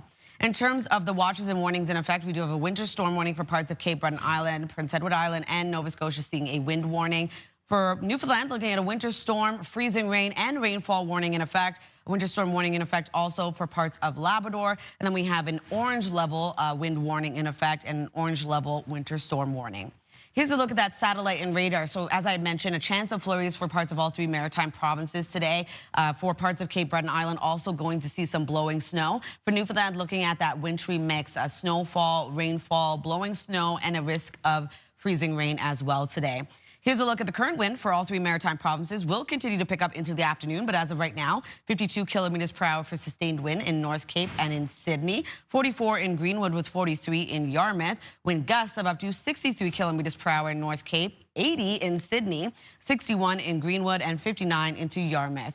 We'll take another look at your long-range forecast just ahead, but first a look at your local news with Amanda. Thanks, Latavia, and that's where we begin. The weather is impacting schools and ferry service around here. In Nova Scotia, due to road conditions, classes are canceled for schools in the Chignecto Central Regional Centre for Education, the Strait Regional Centre for Education, and schools under the banner for the Cape Breton Victoria Regional Centre for Education. In New Brunswick, no school today for all schools under the Anglophone North banner. Same for the Francophone Northeast School District. All schools are closed. And some schools are closed today for the Francophone South School District. Over in Prince Edward Island, most classes are on a 1-hour delay at this point in time. There are a few schools that are closed for the day entirely. Those details on our website. And on the water, ferry service between North Sydney and Newfoundland, it's canceled today. Same for the Fundy Rose between St. John and Digby. This is all due to poor weather conditions. More details can be found on our website, ctvnewsatlantic.ca. A Nova Scotia community gathered yesterday to mourn the loss of a 13-year-old boy who died after a dog attack. Drew Nickerson was transported from his home in Welshtown to hospital in Halifax last week, but died from his injuries. An obituary page for Nickerson remembers the boy as kind and loving, with a particular interest in sports and the outdoors. An online fundraiser brought in $50,000 in support of Nickerson's family last week. An 18-year-old New Brunswick boy has died after a single vehicle crash in Moncton. RCMP say they responded to the crash on Highway 2 on Saturday. Officers say the car traveling east is believed to have left the road and entered a ditch. Police, along with an RCMP collision reconstructionist, are still investigating. 2 pets were lost in a house fire in Nova Scotia's Annapolis Valley over the weekend. Firefighters were called to the blaze at a home in Meadowvale around 4 Saturday morning. No person was harmed in the fire, but a dog and cat were lost. Fire services contacted Red Cross to help the residents who were displaced by the house fire. The old Halifax Memorial Library was the first building built after the Second World War in Halifax. Described as a living cenotaph since closing its doors in 2014, the library has sat empty, and one historian is advocating for that to change. In July 2024, Halifax Council approved a motion to direct the Chief of Staff to design a plan with a consultant, which included a substantial or full removal of the building. Historian William Breckenridge, who also served on the city's Heritage Advisory Committee, is hosting a free event at the new Halifax Central Library tonight to educate people about the old building's history and options for the future. I see this as, a virtual history exhibit where we can explain the poorhouses and all the different people that were impacted by that. We're standing on a site that from the founding of 1749, Halifax has been in use of some sort. It's a central location. Use it for seniors and community because we have a desperate need for that, arts and cultural space. Breckenridge says the opportunities for the space are endless, and he wants to convey that for people who want the building to be saved, action should be taken soon. Canadians have a quest to live longer and healthier, with many thriving later in life. Women continue to outlive men while also spending more years in good health. CTV's Garrett Berry has more on what's behind the numbers. There's a little locomotion every week in the corner of the St. John's Farmers Market, drawing some eyeballs. This free exercise class aims to be as open as possible. So in a chair gives anybody who has mobility issues the opportunity to do that. It's a chance to meet people. We're in a market, it's busy, we're hanging out. It's all about keeping people moving and keeping people connected. Elaine brings me a certain kind of peace. She makes me very aware of my body, things that are going on in my body, and I love it. It's fun. This impulse to bring people together may be in even greater need. New data released by Statistics Canada shows the overall health of Canadians, measured by how many healthy years of living they can expect, fell between 2012 and 2023. We should be alert, aware, and investigate. Now, do I have my hand on the panic button? Not yet, but maybe it's hovering above the panic button. In 2023, Canadian women had a life expectancy of 84 years on average. For men, it was just under 80, but the healthy periods in an average lifespan are considerably less, and they're falling. In 2012, Canadians could expect to live over 70 healthy years on average. In 2023, according to this new data, the number has fallen to 66.9. Dr. Esme Fuller-Thompson said even the small decline is worthy of further investigation. It's not yet clear why exactly this measure of life expectancy is falling, but she believes complications from COVID-19 infections and the lingering changes to society that the pandemic brought are surely contributors. The pandemic was really problematic. Living apart is not how humans are meant to be. Classes like this may be part of the answer, but Fuller-Thompson said even simple moments of connection, like saying hi to your regular barista, can go a long way. Garrett Berry, CTV News, St. John's. Well, thank you, Garrett, for that report. Very interesting. Yeah. All right, I've got some good news, especially for the rare species of gorilla. A mom recently gave birth to a healthy set of twins. Now, here's video of the new mom enjoying some bonding time with her little boys. The trio are endangered mountain gorillas living in Virunga National Park in eastern Congo. Conservation officials there say the baby boys and their mother are in healthy condition. The park is home to most of the world's remaining mountain gorillas. Wow. Little This birth twins. is a big deal, and they're really cute, and mom seemed very proud and serene. Oh, my goodness. Love that. So peaceful. So peaceful. All right. We're going to keep that conversation going, at least with the animals. We're halfway through this show. We hope you stick around. More to come, because coming up next, we're going to go check out the horses. Crystal's paying a visit to the iconic Halifax Lancers in downtown Halifax. Oh, when was the last time you gave the horse a big hug? That's coming up next. Beautiful. But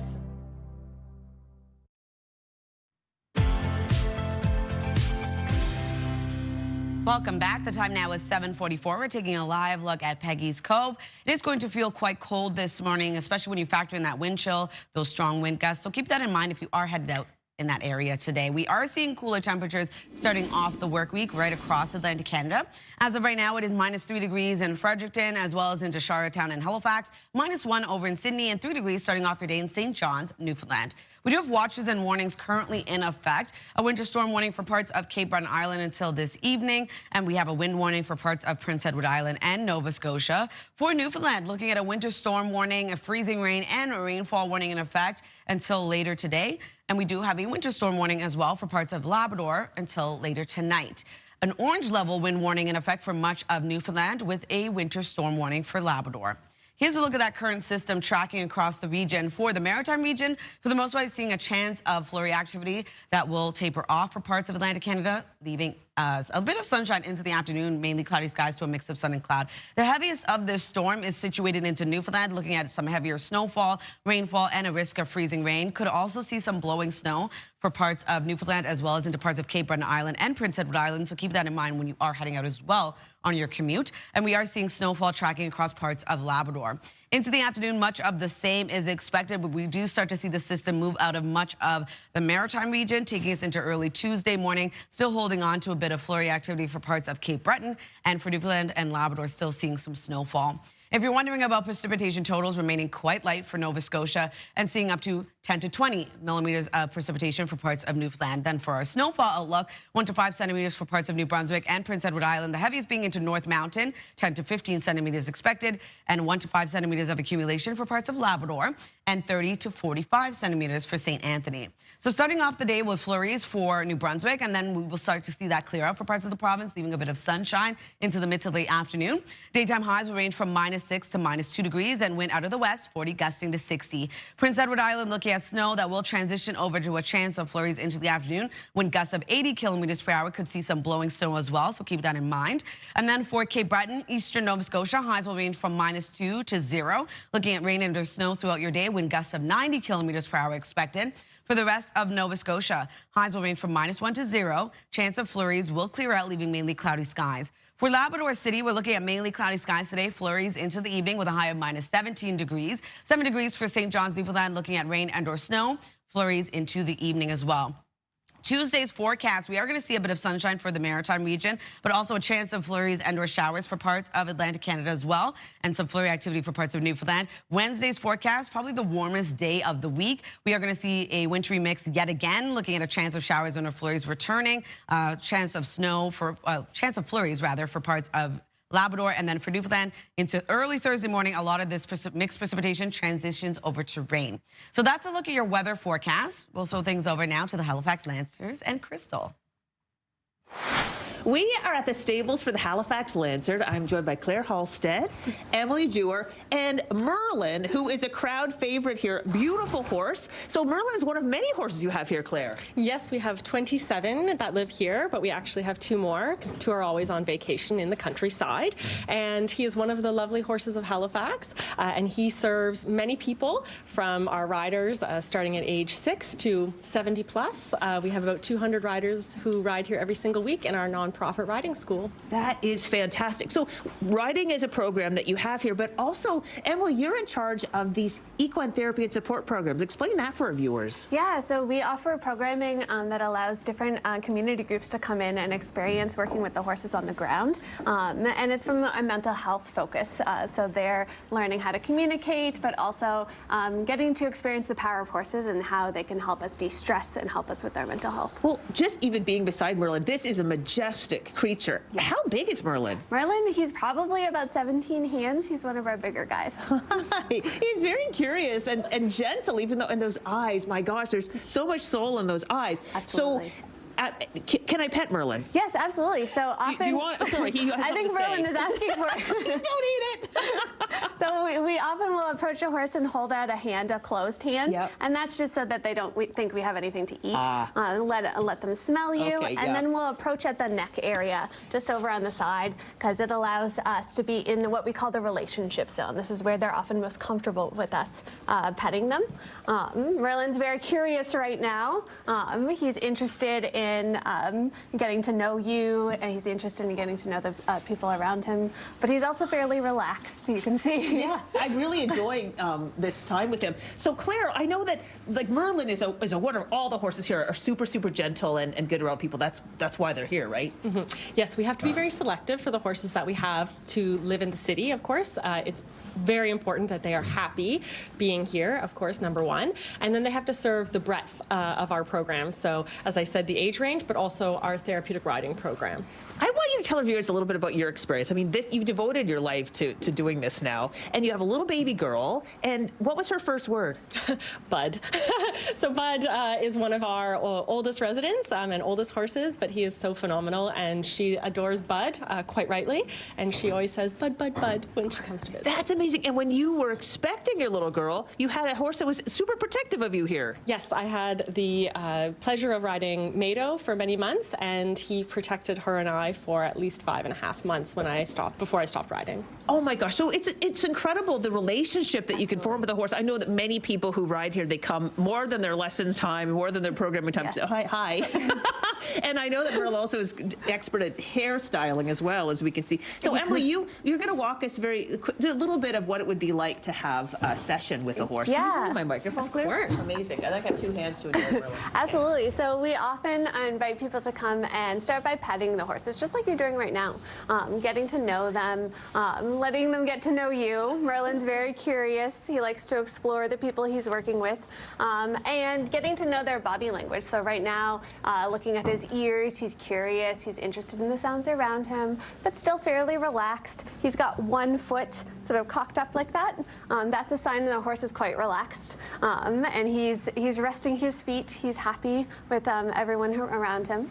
So we're looking for those signs, and as you're working with him, you can look to see how he's feeling about the different areas that you're petting. So you can pet his neck. Look at how gentle this creature is. He is. Yeah. I mean, his head is the size of half my body, and he's just so gentle. And I mean, I'm very excited because I get passionate about the stories, so my energy is pretty high right now. But he's like, girl, just calm down and enjoy the moment. He's holding space and allowing you to have those feelings without reacting and getting too stirred up. Well, but he's happy too. Yeah, oh gosh. Merle and I are, I love that, the sassy leg thing too. That's really fun. So if people wanted to find out more about the Lancers, this is a big year, Claire.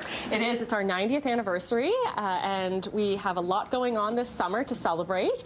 And we are going to have a big celebration in October at the Westin Hotel, a big soiree, and we've partnered with Easter Seals as one of our supporters and organizations that we work with. Okay, amazing. So, okay, quickly before we go, I wanted to touch on, you have a beautiful indoor space where the horses turn out, and that's where people ride. You're hoping to grow that space. Yes, we certainly have so much demand for people wanting to experience the benefit of horses, so we would love to be able to have a second indoor space in the area that we are currently on, as well as more turnout space outside for the horses, because that's very important for them. And Emily, to get involved with your equine support programs, how do you do that?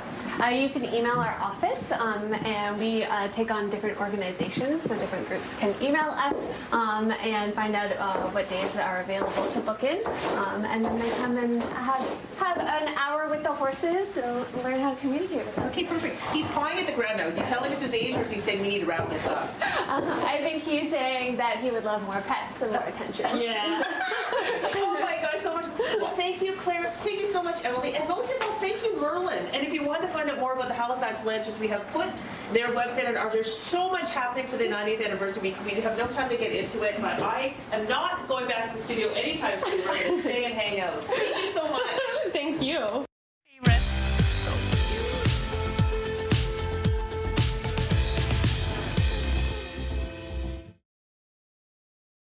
Along for you today, but if you'd like to see previously aired milestones or find out how to submit one, visit our website by scanning the QR code on your screen. And a reminder, milestones must be received 2 weeks in advance. Now, Rome appears to be one man's magic word to helping his canine buddies find forever homes. So he roams New York City, toting them around in a backpack. And what started as a friend suggestion has now become a mission for one New Yorker who just wants to help dogs find their forever home. ABC's Danny New unpacks the story. A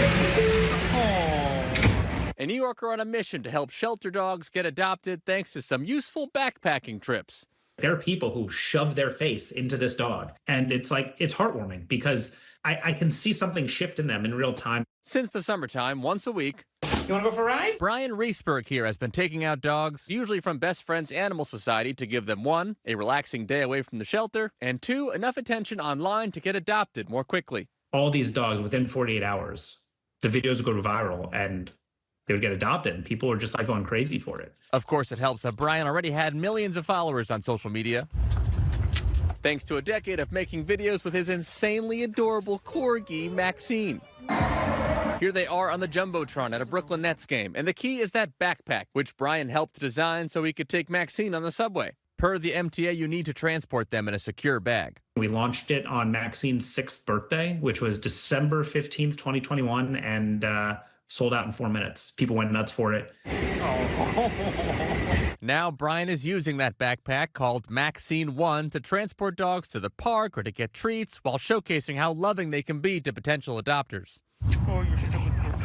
Recently, he even expanded to South Florida, taking Amber here from Miami-Dade Animal Services on a little beach trip. In fact, Brian says he is now 13 for 13 on helping the dog you see in the video get adopted. One commenter writing, "Thank you for using your platform to encourage people to adopt shelter dogs." I've never in my life experienced anything like the reaction to these backpack videos, and it's quite honestly changed my life. So that program is part of the shelter's Adventure Buddy program, where you can take out dogs for the day. Many shelters across the country even just let you take the dog out for a walk if you'd like. And how could you not want to do something like that? In New York for ABC News, I'm Danny New. All right, going to take another look at our 3-day forecast. A high of -3 degrees today in New Brunswick. We are going to see isolated flurries start off the day, clearing for parts of the province, leaving sunshine.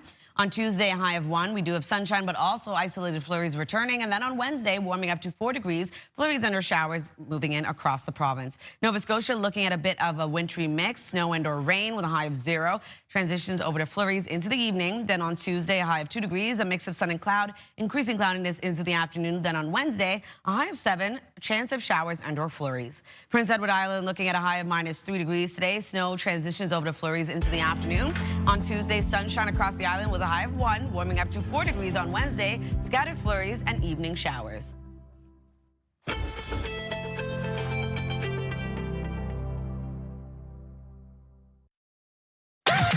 The #1 morning show in Halifax. Turk, Megan, and Amateur Alex. And home to the biggest artists. Halifax's #1 hit music station. 101.3 Virgin Radio.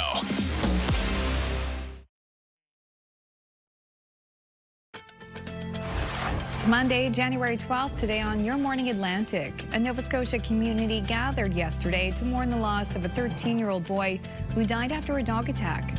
Your top news headlines, including school closures, just ahead.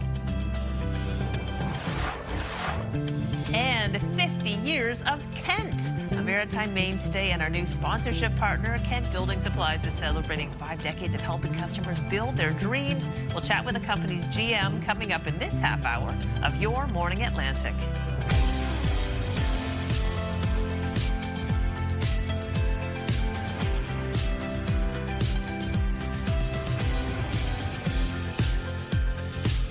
Now, what I want to see is if Crystal gets an iconic shirt from Kent, the green shirt with the yellow that's got your name on it. That'd be awesome. Some khakis, that would be awesome. Oh gosh, well I do get to visit a Kent location later this week to kick off a really exciting new contest.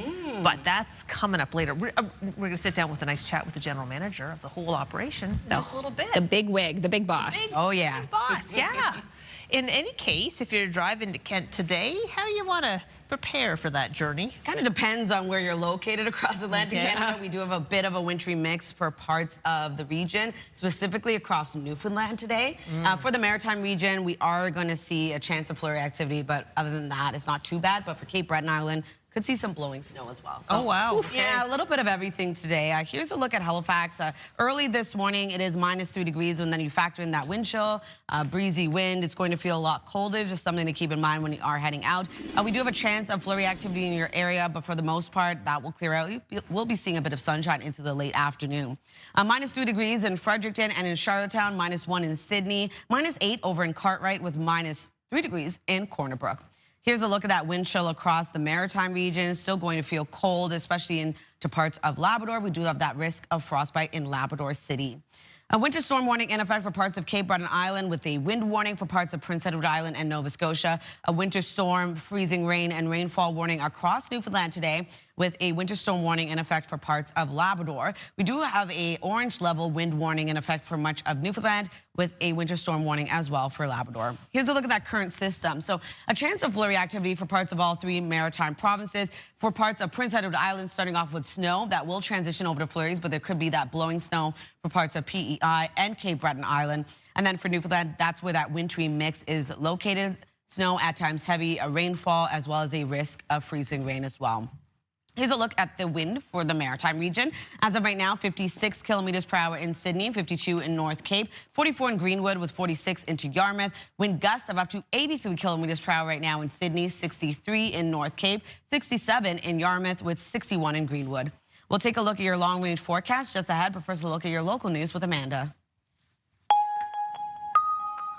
Thank you, Latavia. And the weather impacting schools and ferry service this morning. In Nova Scotia, due to road conditions, classes are canceled for schools in the Chignecto Central Regional Centre for Education, the Strait Regional Centre for Education, and schools under the banner of the Cape Breton Victoria Regional Centre for Education. In New Brunswick, no school today for all schools in Anglophone North. All schools also closed for schools under the Francophone Northeast School District, and some schools for Francophone South are closed for today. In Prince Edward Island, most schools are on a 1-hour delay, although there are a few cancellations. And on the water, ferry service between North Sydney and Newfoundland is canceled for today. Same for the Fundy Rose between St. John and Digby due to weather. You can find more details on our website, ctvnewsatlantic.ca. A Nova Scotia community gathered yesterday to mourn the loss of a 13-year-old boy who died after a dog attack. Drew Nickerson was transported from his home in Welshtown to hospital in Halifax last week, but died from his injuries. An obituary page for Nickerson remembers the boy as kind and loving, with a particular interest in sports and the outdoors. An online fundraiser brought in $50,000 in support of Nickerson's family last week. An 18-year-old boy from New Brunswick has died after a single vehicle crash in Moncton. RCMP say they responded to the crash on Highway 2 on Saturday. Officers say the car traveling east is believed to have left the road and entered a ditch. RCMP say the investigation is ongoing. 2 pets were lost in a house fire in Nova Scotia's Annapolis Valley over the weekend. Firefighters were called to the fire at a home in Meadowvale around 4 Saturday morning. No person was harmed in the fire, but a dog and a cat were lost. Fire services contacted Red Cross to help the residents who were displaced by the fire. A mother who lost her young daughter in the devastating Nova Scotia floods in July of 2023 has written a book in her memory. CTV's Emma Convey has more. This is my cabinet for Natalie. It has kind of all of her pictures. It's been nearly 2.5 years since Courtney Harnish and her husband Nick lost their 6-year-old daughter Natalie. She was the sweetest little girl. She loved everybody. She had a heart of gold. Courtney says the floods that hit Brooklyn, Nova Scotia in 2023 changed everything. They lost their dog Molly, their home, and most devastatingly, Natalie. She was one of 4 people who died the night of July 22nd. It replays in Courtney's head. It was terrifying. I had Christian, my son, who was 2.5 at the time. in my arms, trying to keep him above water and not knowing where she was or what was happening, and just screaming for her and not being able to even hear her. To cope, Courtney started seeing 2 therapists, one with her husband and another on her own. Part of her therapy was writing. I can go through every detail of that flood in my mind, and I can write it, but it kept me in a really bad place. So she started writing happy memories of Natalie. And one place they always went as a family was the Oakland Farm Zoo, going well over a dozen times every summer. Natalie's favorite animal to see was Blueberry the black bear. Courtney turned those memories into a children's book, The Adventures of Natalie Hazel. We're following that path through the zoo. We get to where Blueberry is, and Blueberry's not there. So then she's sad, and we're looking for Blueberry, and we see her, and Natalie gets a chance to walk with Blueberry on a leash. Courtney says she wants her daughter to be known for who she was and not what happened to her. And this book helps share that. If you're thinking about her, it's because you're thinking about the flood. And that's not her. I know it's a big part of what happened to her, but she was a lot more than that. The Adventures of Natalie Hazel, A Trip to the Zoo, is available on Amazon. A portion of the proceeds will go to a sports award set up in Natalie's name at her former cheer club. Emma Convey, CTV News, Windsor, Nova Scotia. Thank you, Emma. Finally, Halifax's Museum of Natural History is going to be closed to visitors for 2 weeks, and that begins today. Staff say the temporary exhibit space will be renovated, and it was necessary to close the whole space due to noise and construction. But don't worry, staff will still be coming in to attend to the animals like Gus. And the museum plans to reopen on January 26, which is exactly 2 weeks from now, and unveil a new dinosaur exhibit on February 7th. So there is something to look forward to once they get this all taken care of. I love the Museum of Natural History. It is. Glad to hear Gus will be fine. Gus will be fine. All the live animals will be fine. The stuffed ones, too. Yeah. Oh, yeah. Oh, it's a great place. All right, well, now to a story about animals. Polar bears, you will not find these at the Museum of Natural History, but you will find them in Hungary. Hungary? Yeah, Hungary. These polar bears are at the Budapest Animal Park, and they recently experienced a snow day after a rare blast of heavy winter weather. For the youngest bears, it was their first time ever experiencing snow. More seasonal weather is expected for the week ahead. So the bears got a rare blast of heavy snow, but it looks like they loved it. Well, no kidding. So cute. Yeah. Lots of snow there, not as much in our region. Certain parts, maybe some, but maybe not as much as that. Oh my gosh, we didn't even mention how mild it was on the weekend on Saturday. It was funny because in the forecast last week on Friday, it was saying that there was going to be rain throughout the day. Yeah. And really warm temperatures, but that rain kind of cleared out. No, it was glorious. I mean, that looks cold. Sambro looks cold this morning. And we have the forecast coming up next with Latavia and all of those weather warnings.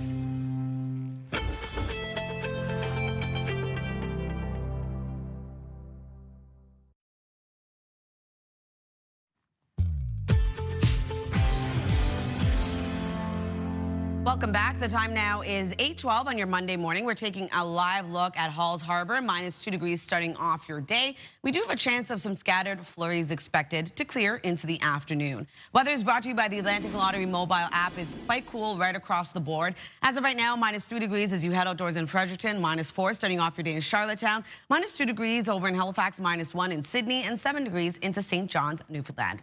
A winter storm warning in effect until later this evening for parts of Cape Breton Island. Could see up to 25 centimeters of accumulation. Wind gusts of 100 kilometers per hour. Then we have that wind warning for parts of Prince Edward Island and Nova Scotia until this evening. Wind gusts of up to 90 kilometers per hour expected. A winter storm warning in effect for parts of Newfoundland until Tuesday morning. A freezing rain warning also in effect for this morning. And then looking at a rainfall warning until this afternoon. A winter storm warning also in effect for parts of Labrador until later tonight. We do have an orange level wind warning in effect. Could see wind gusts up to 130 kilometers per hour until later tonight. And a winter storm warning also in effect. Wind gusts of 110 kilometers per hour expected. And snowfall up to 45 centimeters. Here's a look at that current system tracking across the region. So for the Maritime region, for the most part, we're looking at a chance of flurry activity early in the morning. For parts of Prince Edward Island and Cape Breton, could be seeing snow that will transition over to a chance of flurries into the afternoon. for Newfoundland, this is where the heaviest of this system is located. We're looking at some snowfall, at times heavy rainfall and freezing rain, as well as some snowfall for parts of Labrador. Into the afternoon, much of the same expected, but we'll start to see the system really clear out of the Maritime region into this evening, taking us into early Tuesday morning, still seeing the system situated for parts of Newfoundland and Labrador. If you're wondering about accumulation totals for rainfall, going to remain quite light for Nova Scotia, seeing the heaviest at around 10 to 20 millimeters for parts of Newfoundland. Then for the snowfall outlook, 1 to 5 centimeters expected for parts of New Brunswick and Prince Edward Island, the heaviest being 10 to 15 centimeters for North Mountain. And looking at around 1 to 10 centimeters for parts of Labrador, the heaviest being St. Anthony, looking at around 30 to 45 centimeters of accumulation. So for New Brunswick today, a chance of flurries will clear for parts of the province, leaving a bit of sunshine into the afternoon. Highs will range from -6 to -2 degrees and wind gusts of 60 kilometers per hour expected. For Prince Edward Island, snow with a bit of blowing snow will transition over to flurries into the afternoon, wind gusts of 80 with highs between -3 to -2. Cape Breton, eastern Nova Scotia, daytime highs between -2 degrees to 0. Rain and or snow expected today with wind gusts of 90 kilometers per hour. For the rest of Nova Scotia, a chance of flurries will clear, leaving mainly cloudy skies with daytime highs between -1 to +1. For Labrador City, mainly cloudy skies today, flurries arriving into the evening, a high of -17 degrees. 6 degrees for St. John's, Newfoundland, looking at rain and or snow throughout your day, and then transitions over to flurries into the evening. So another warmer day ahead for Tuesday. We do have a chance of flurries and or showers for parts of Nova Scotia. We will be seeing a bit of flurry activity for parts of Newfoundland. Then into Wednesday's forecast, temperatures really warm up. Could be the warmest day of the week, actually. And we will be seeing a chance of flurries and or showers return for much of the Maritimes and seeing a wintry mix for parts of Newfoundland and Labrador. Transitions over to periods of rain for the most part into Thursday morning, early morning, the forecast there. That's a look at your weather forecast. We'll throw things over to Amanda. Protests are escalating in Iran, and late last night, U.S. President Donald Trump says Iran reached out to the U.S. and pitched negotiations after he threatened action in response to the nationwide crackdown on demonstrators. Iran wants to negotiate, yes. We may meet with them. I mean, a meeting is being set up, but we may have to act because of what's happening before the meeting. But a meeting is being set up. Iran called, they want to negotiate. In recent days, demonstrations have been held in several Canadian cities in solidarity with the Iranian people. In Ottawa Sunday, a large crowd gathered in the shadow of Parliament Hill, calling on the federal government to support the people of Iran. A protest was also held in Halifax on Friday. The situation in Iran is dire, with reports that more than 500 people have been killed, including children. Prime Minister Mark Carney is set for his trip to China, with meetings starting tomorrow to meet with the president and other government and business leaders. Trade talks will be high on the agenda, along with energy, agriculture, and international security. Mark Carney's visit marks the first official trip to China by a Canadian Prime Minister in nearly a decade. The meetings are scheduled to take place January 13th to the 17th, before the Prime Minister heads to Switzerland to attend the World Economic Forum annual meeting. For people struggling to access healthcare services, any small, innovative idea can help. But in St. John's, a brand new, bigger option to receive care is set to open its doors. The facility is among the first of its kind in Newfoundland and Labrador. CTV's Garrett Berry has more on the former Costco site that's now a clinic.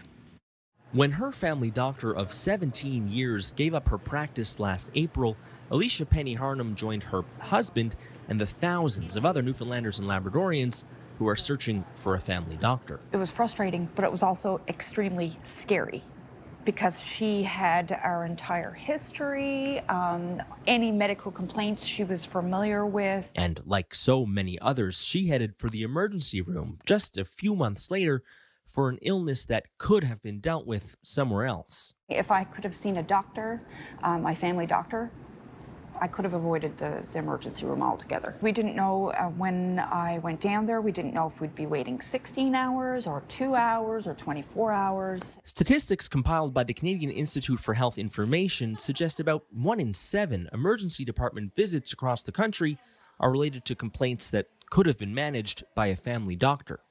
In Newfoundland, emergency rooms have become so full, paramedics have racked up hundreds of hours each month waiting for hospital beds to become available for their patients. something called an offload delay. Healthcare officials hope this brand new facility, designed to bridge the gap between primary care and emergency departments, might become part of the solution. It will be open 12 hours a day, 7 days a week, staffed with nurses, doctors, nurse practitioners. Officials say it's like a walk-in clinic with more diagnostic tools on site. So think, a potential cold or flu or infection, something like skin, or, maybe you think you might have a chest infection, something along those lines. It comes online Monday morning, the first of 2 planned for the St. John's region. And Newfoundland and Labrador's provincial government says it's already in the process of designing a 3rd centre in nearby Conception Bay South. Garrett Berry, CTV News, St. John's. Thank you, Garrett. More to come on CTV's Your Morning Atlantic right after this quick break. Please stay with us. We'll be right back.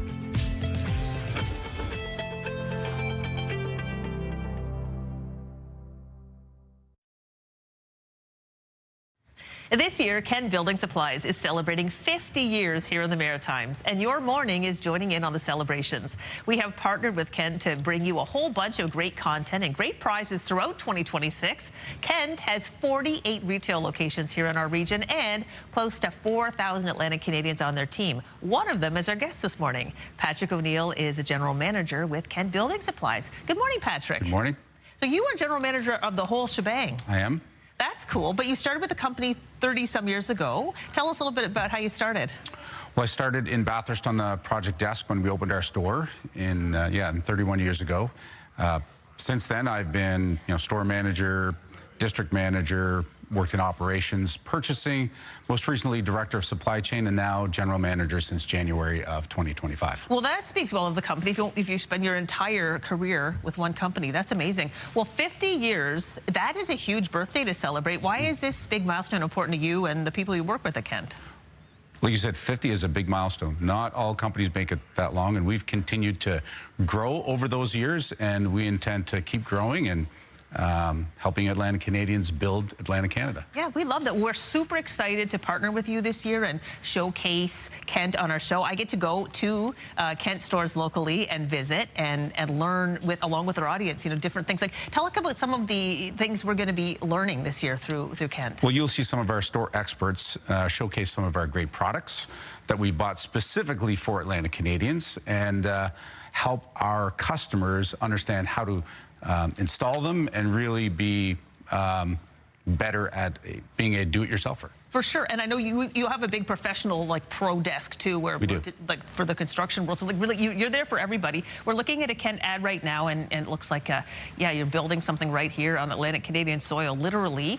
I do love Kent. I love the products. I love even the colors of the paint. Just seem to speak to me. You must really speak a lot with your customers to find out what people want and need. Well, we do, and the fact that we grew up here. Our owners are here. We reinvest here.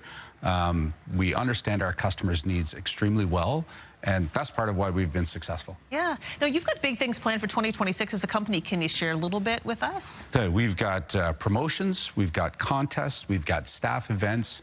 We've got some great commercials. We've got one running with you right now. We'll have a new one in the second quarter and third quarter, really to help our customers understand how invested we are in Atlantic Canada. Yep, and some things people will notice at home coming up, a new website, for example. That's right. We'll be launching a new version of our website this spring. We also are planning to introduce more technology in the hands of our associates at our stores to help them serve our customers better. And we've got a couple of new stores that we are going to start construction on this year. Really? Mm-hmm. That's huge. Okay, the things that I love about Kent that I hope you aren't getting rid of, the lollipops, the free lollipops. No. You know what? We do those for our future customers. Okay. The kids that come in, we want that memory so that they remember it when they get older and they become shoppers. Well, it works. I'm going to share something. I've never told anybody this before except for my family. We have an inter-family thing. My kids are a little older now, but when they were young, it was called Operation Lollipop, and we'd just go into Kent, get a lollipop, and leave. That's right. You're going to come back. Yeah, we totally come back many times. Oh, my gosh. All right, let's talk a little bit about the contesting we're going to do. You brought in a bucket. Mm-hmm. We have a huge contest coming up on CTV News at 5, which is coming up, and that is coming up in the spring. But on our show, we're giving away a prize every month. Why did you bring a bucket in today? Brought the bucket because one of our partners, Plasticraft, which is also a J.D. Irving company, have created a giant bucket that we will sort of unveil with our first contest giveaway that you'll see in one of our stores. I love it. And that's our new, our kind of logo for this year, celebrating the 50th anniversary. I love it. Well, I really appreciate you coming in today, Patrick. I know that it was a big drive to come in all the way from St. John to visit our studios. We're so excited about this partnership. I know that you are too. Is there anything else you want to share with our viewers before we go? No, I would just like to say that we're extremely delighted and happy to be part of building Atlantic Canada together with our customers. That is beautiful. Well said. Well, Patrick, we really appreciate you coming in, and thank you again, and all the best for May 2026 be the beginning of the best era yet of Kent. Very good. And can we please get a free dish for lollipops on our set? Absolutely. Okay, thank you. All right, we put more information about Kent on our website so you can find out more.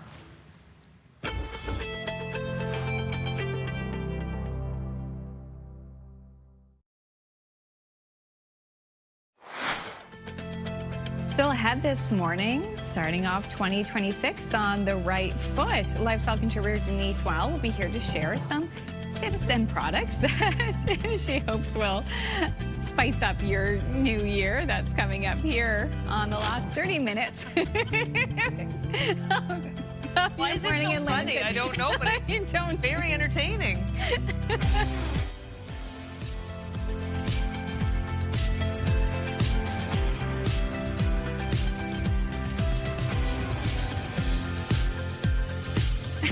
Why not spice up your B-roll these days?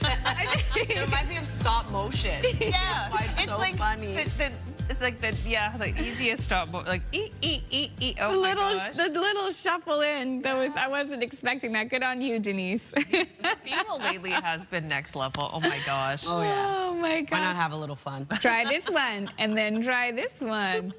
That's how adults play with their toys. Exactly. Oh my gosh. It's Denise. She always brings the energy too, so she'll be coming up here in 15 minutes on the show. We're into the last half hour of our show, if we can believe it. So one last look at news, one last look at, well, long weather and short weather. Yeah. So we're starting off a bit cold for this work week. A bit of a wintry mix for parts of the region. We do have lots of watches and warnings in effect because of this. The Maritime seeing a chance of flurries, and then Newfoundland seeing a bit of that heavier system moving through, and then parts of Labrador seeing a bit of snowfall as well. Okay, lots going on. Yeah, absolutely. So here's a live look at Moncton this morning. You can see a very gloomy start to the day. Minus 4 degrees in your area without factoring in that wind chill and those breezy wind gusts. So keep that in mind. It's going to feel quite cold today. We do have a chance of flurries in your area. That will clear out, leaving a bit of sunshine a little bit later on. So here's a look at the current temperatures across the region. It is minus 4 degrees starting off your day in Charlottetown, minus 2 in Halifax, minus 1 in Sydney, minus 23 degrees in Labrador City, and 7 over in St. John's, Newfoundland. Here's a look at that wind chill. So it is going to feel quite cold for parts of Atlantic Canada today, and we do have a risk of frostbite over in Labrador City. Here's a look at the watches and warnings currently in effect. We do have a winter storm warning for parts of Cape Breton Island, a wind warning for parts of Prince Edward Island and Nova Scotia.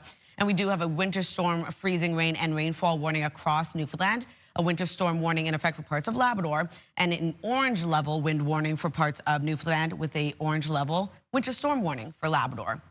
Here's a look at that current system. So as I mentioned, a chance of flurries, could be seeing a bit heavier snowfall for parts of Prince Edward Island and Cape Breton with some blowing snow, but that will transition over to a chance of flurries for the remainder of the Maritime region, seeing those flurry activity clear out. Labrador looking at some snowfall, and for Newfoundland looking at snowfall, rainfall, and a risk of freezing rain today. Wind will continue to pick up for the Maritime region, but as of right now, 56 kilometers per hour for Sydney and North Cape, 44 for Greenwood and Yarmouth, 31 in Lunenburg. Wind gusts of up to 69 kilometers per hour in North Cape, 72 for Sydney, and 70 into Canso. We'll take one last look at your long-range forecast just ahead, but first, one last look at your local news with Amanda.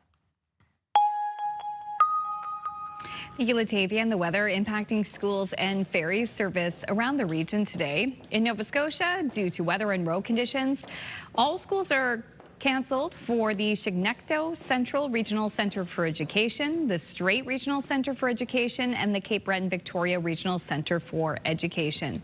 And in New Brunswick, there is no school today for schools under the Anglophone North School District banner and the Francophone Northeast School District. However, some schools are canceled for the Francophone South School District.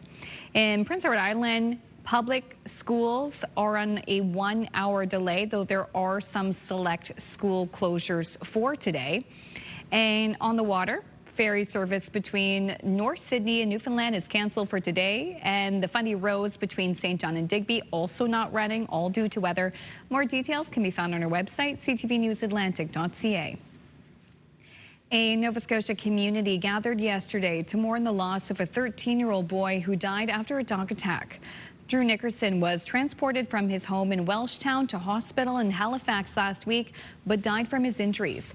An obituary page for Nickerson remembers the boy as kind and loving, with a particular interest in sports and the outdoors.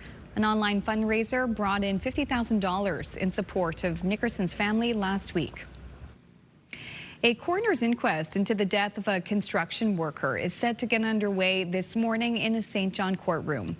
Matthew Braun died in July 2024 in a workplace accident while putting up wind turbines in the Springdale area east of Sussex. The regional coroner and a jury will publicly hear evidence from witnesses to determine the facts surrounding Braun's death.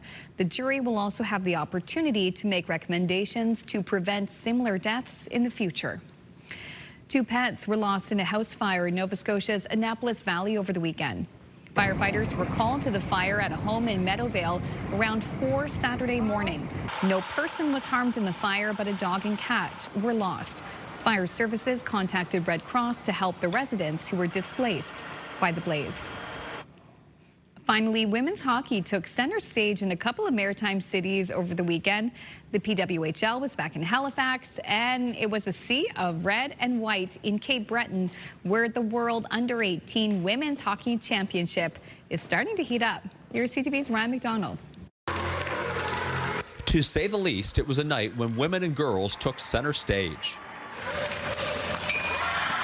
Boylston, Nova Scotia's Kendall Doiron scored a goal and an assist in the first period to help set the tone, and the party was on Saturday night in Membertou. These little girls brought a sign worthy of national TV, and they were happy to show it off a little more. I think it's really cool, and I just love to watch Canada play. Just it's so fun. It's beyond my expectations on what was going to happen. While the spotlight was largely on the girls on the ice and in the stands, Membertou First Nation was only too happy to share it. We want to make sure that they have really good memories when they get back home, and a lot of our own culture is seen in other countries. I'd stay here until 6 tomorrow morning and not sleep again tonight. Local volunteers have been pulling long hours here at the World Under-18 Women's Hockey Championship, but they say it's been worth it. I think it is already a perfect event. And I mean, we want Team Canada to win. And that would make it the best. That would be the icing, the cherry on the cake for sure. In the end, Canada beat Switzerland 9-0 to take their opening game, though the score didn't really seem to matter. And some in the stands here were also well aware that down the highway in Halifax, the PWHL was making its second takeover tour stop with a game between Boston and Ottawa Sunday at a sold-out Scotiabank Centre. It's female hockey. It's something that's growing tremendously, and we hope to help it grow. Go, Canada, go! Canada's next game is Monday evening here in Membertou against Hungary. Ryan McDonald, CTV News on the Membertou First Nation. And that game's tonight. Yay! Oh, exciting stuff in our Yeah. future. Oh, yeah. All right, some Canadian star power is joining the cast of Titanic as the Celine Dion parody musical sails to Broadway.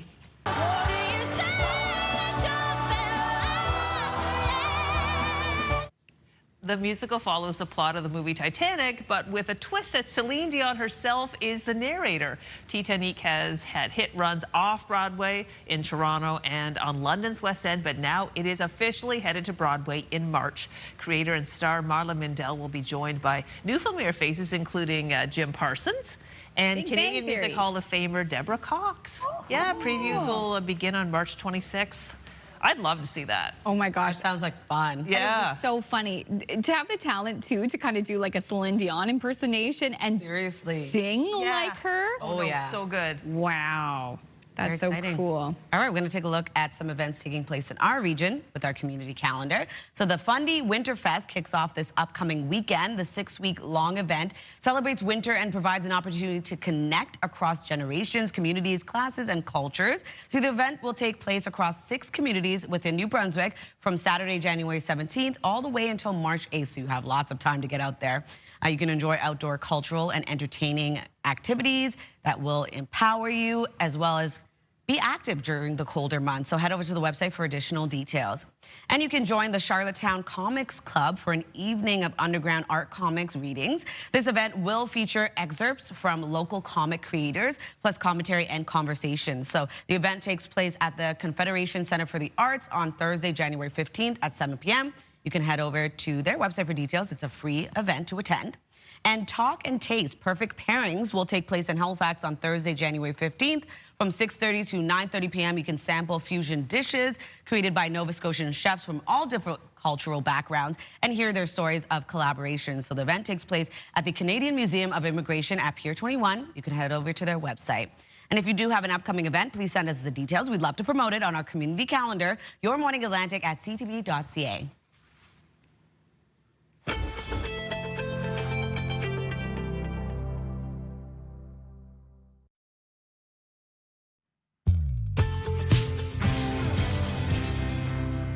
Welcome back. The time now is 8:43. We're taking a live look at White Point. 0 starting off your day. We do have a chance of some scattered flurries expected early in the morning.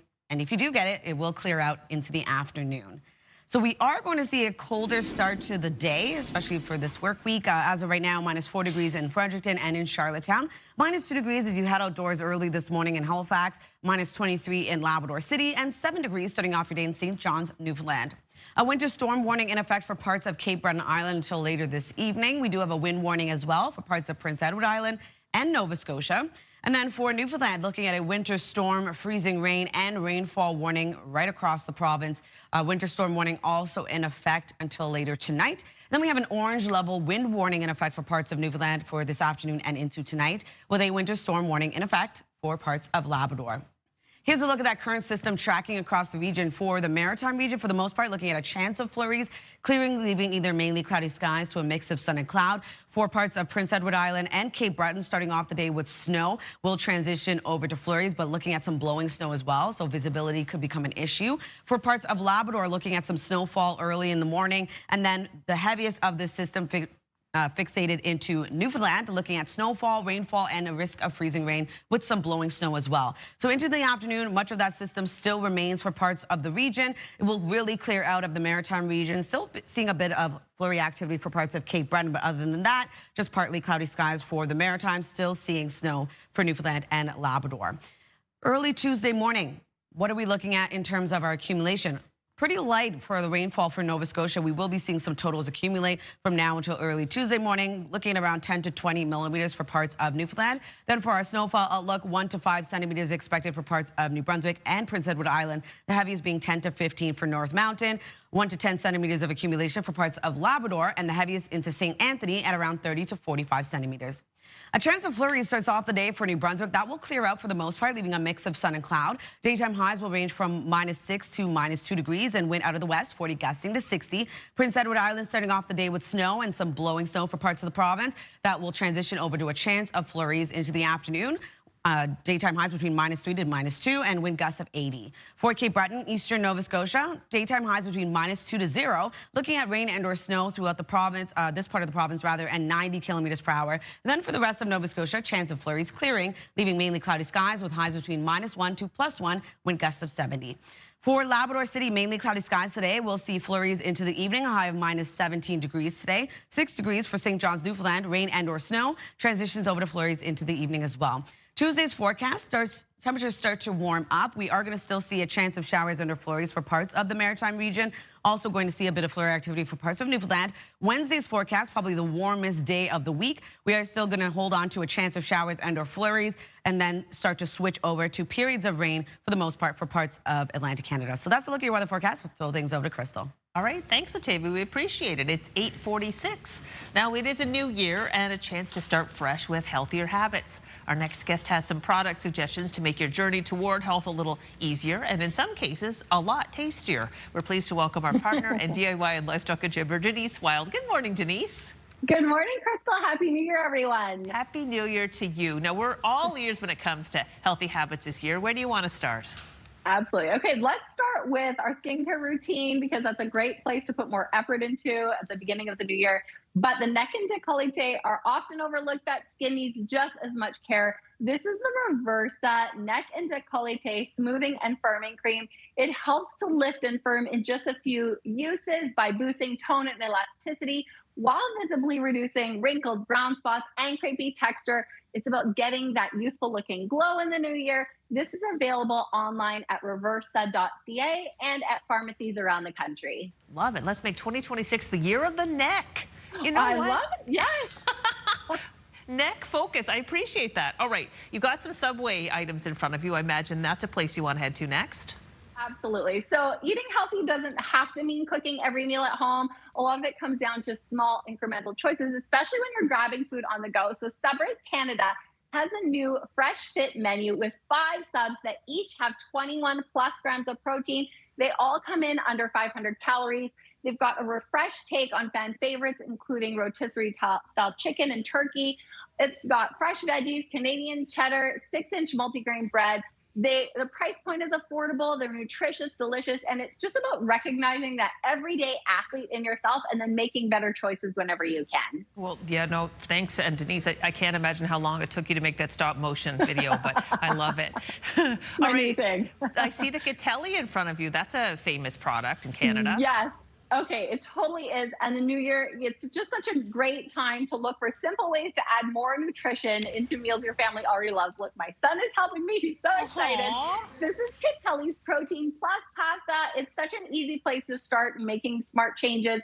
This delivers 17 grams of protein per serving. It's made with chickpeas, lentils, and peas. It cooks and tastes just like regular pasta. Your kids won't notice a difference, I promise. And it's perfect for adding that meaningful nutrition into those everyday favorites like butter and cheese pasta. And you can find a store near you by visiting catelli.ca. And even more shapes are coming soon: rigatoni, rotini, and spaghettini. Oh my gosh, what a cute video. And yeah, I've tried it. It's delicious. It tastes Really exactly good. the same as regular pasta to me. Exactly. All right, Exactly. finally, the dancing wine or 0% wine.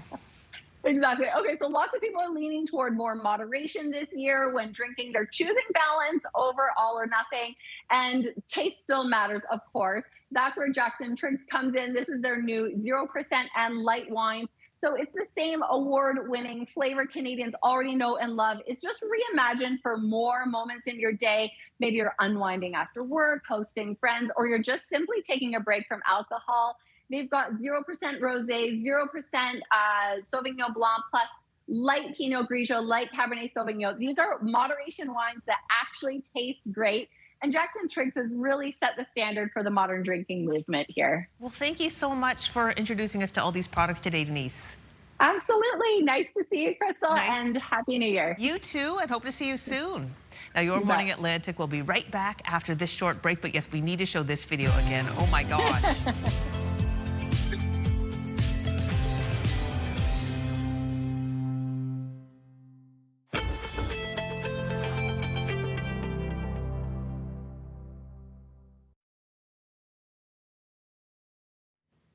Hey, welcome back. This is the time of the show where we share more of your text messages in response to the Move morning chat. So today we're asking, like, what is a new TV show that you're in love with? You gotta watch, we've gotta watch. Here are some of your answers.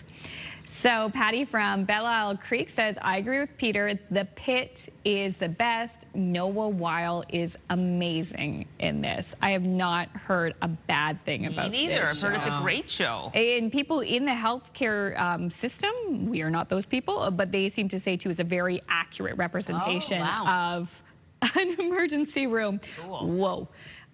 Natalie of St. Simon says the limited series All Her Fault has a major twist at the end that will have your jaw dropping. Hey, I'm writing it down. Director Vicky also says it is really good, and it just Really? keeps you guessing. Okay. I know. Okay, we'll have to check that one out. Scott of Millville says 911 Nashville. Classic. Leanne Rimes is in that. Is she? She is. Can't fight the moonlight. She doesn't sing that, though. Candace from Cape Breton says, just finished Only Murders in the Building and just started Clever Man on Prime. You know, I only watched the first season of Only Murders, and... Was it good? I loved it. I thought it was sweet. Yeah, I haven't continued It's it. good. Maybe. It's good. Oh, we know it's really good. Yeah. See, there you go. This is for you, Latavia. Danielle from St. John says, Welcome to Derry is a TV show I think everyone should watch, and it's on Crave. If you're brave. Is it scary? How scary is it on the scary level? Scary. Yeah. Okay. But it's so well done. Our coworker Josh and I were talking about it after every episode. Okay. Yeah, it was a good one. You guys are brave. Kelly from Dartmouth says, just finished Ripple on Netflix. Loved it. About chance encounters. Hope there is a second season. Ripple. I don't know. Isn't that kind of sad, too, sometimes when you fall in love with the show and they, like, cancel it after one season? Heartbreaking. And then sometimes it's nice to just have a quick one where it's just like, you know, you can get through this quickly. It's done. The story's wrapped up. Move on. Yeah, that's true, too. Well, one thing that we'll never tire of is looking at wedding photos. Never. I have pulled some that are going viral.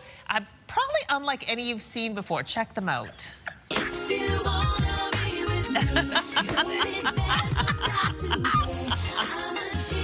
my gosh.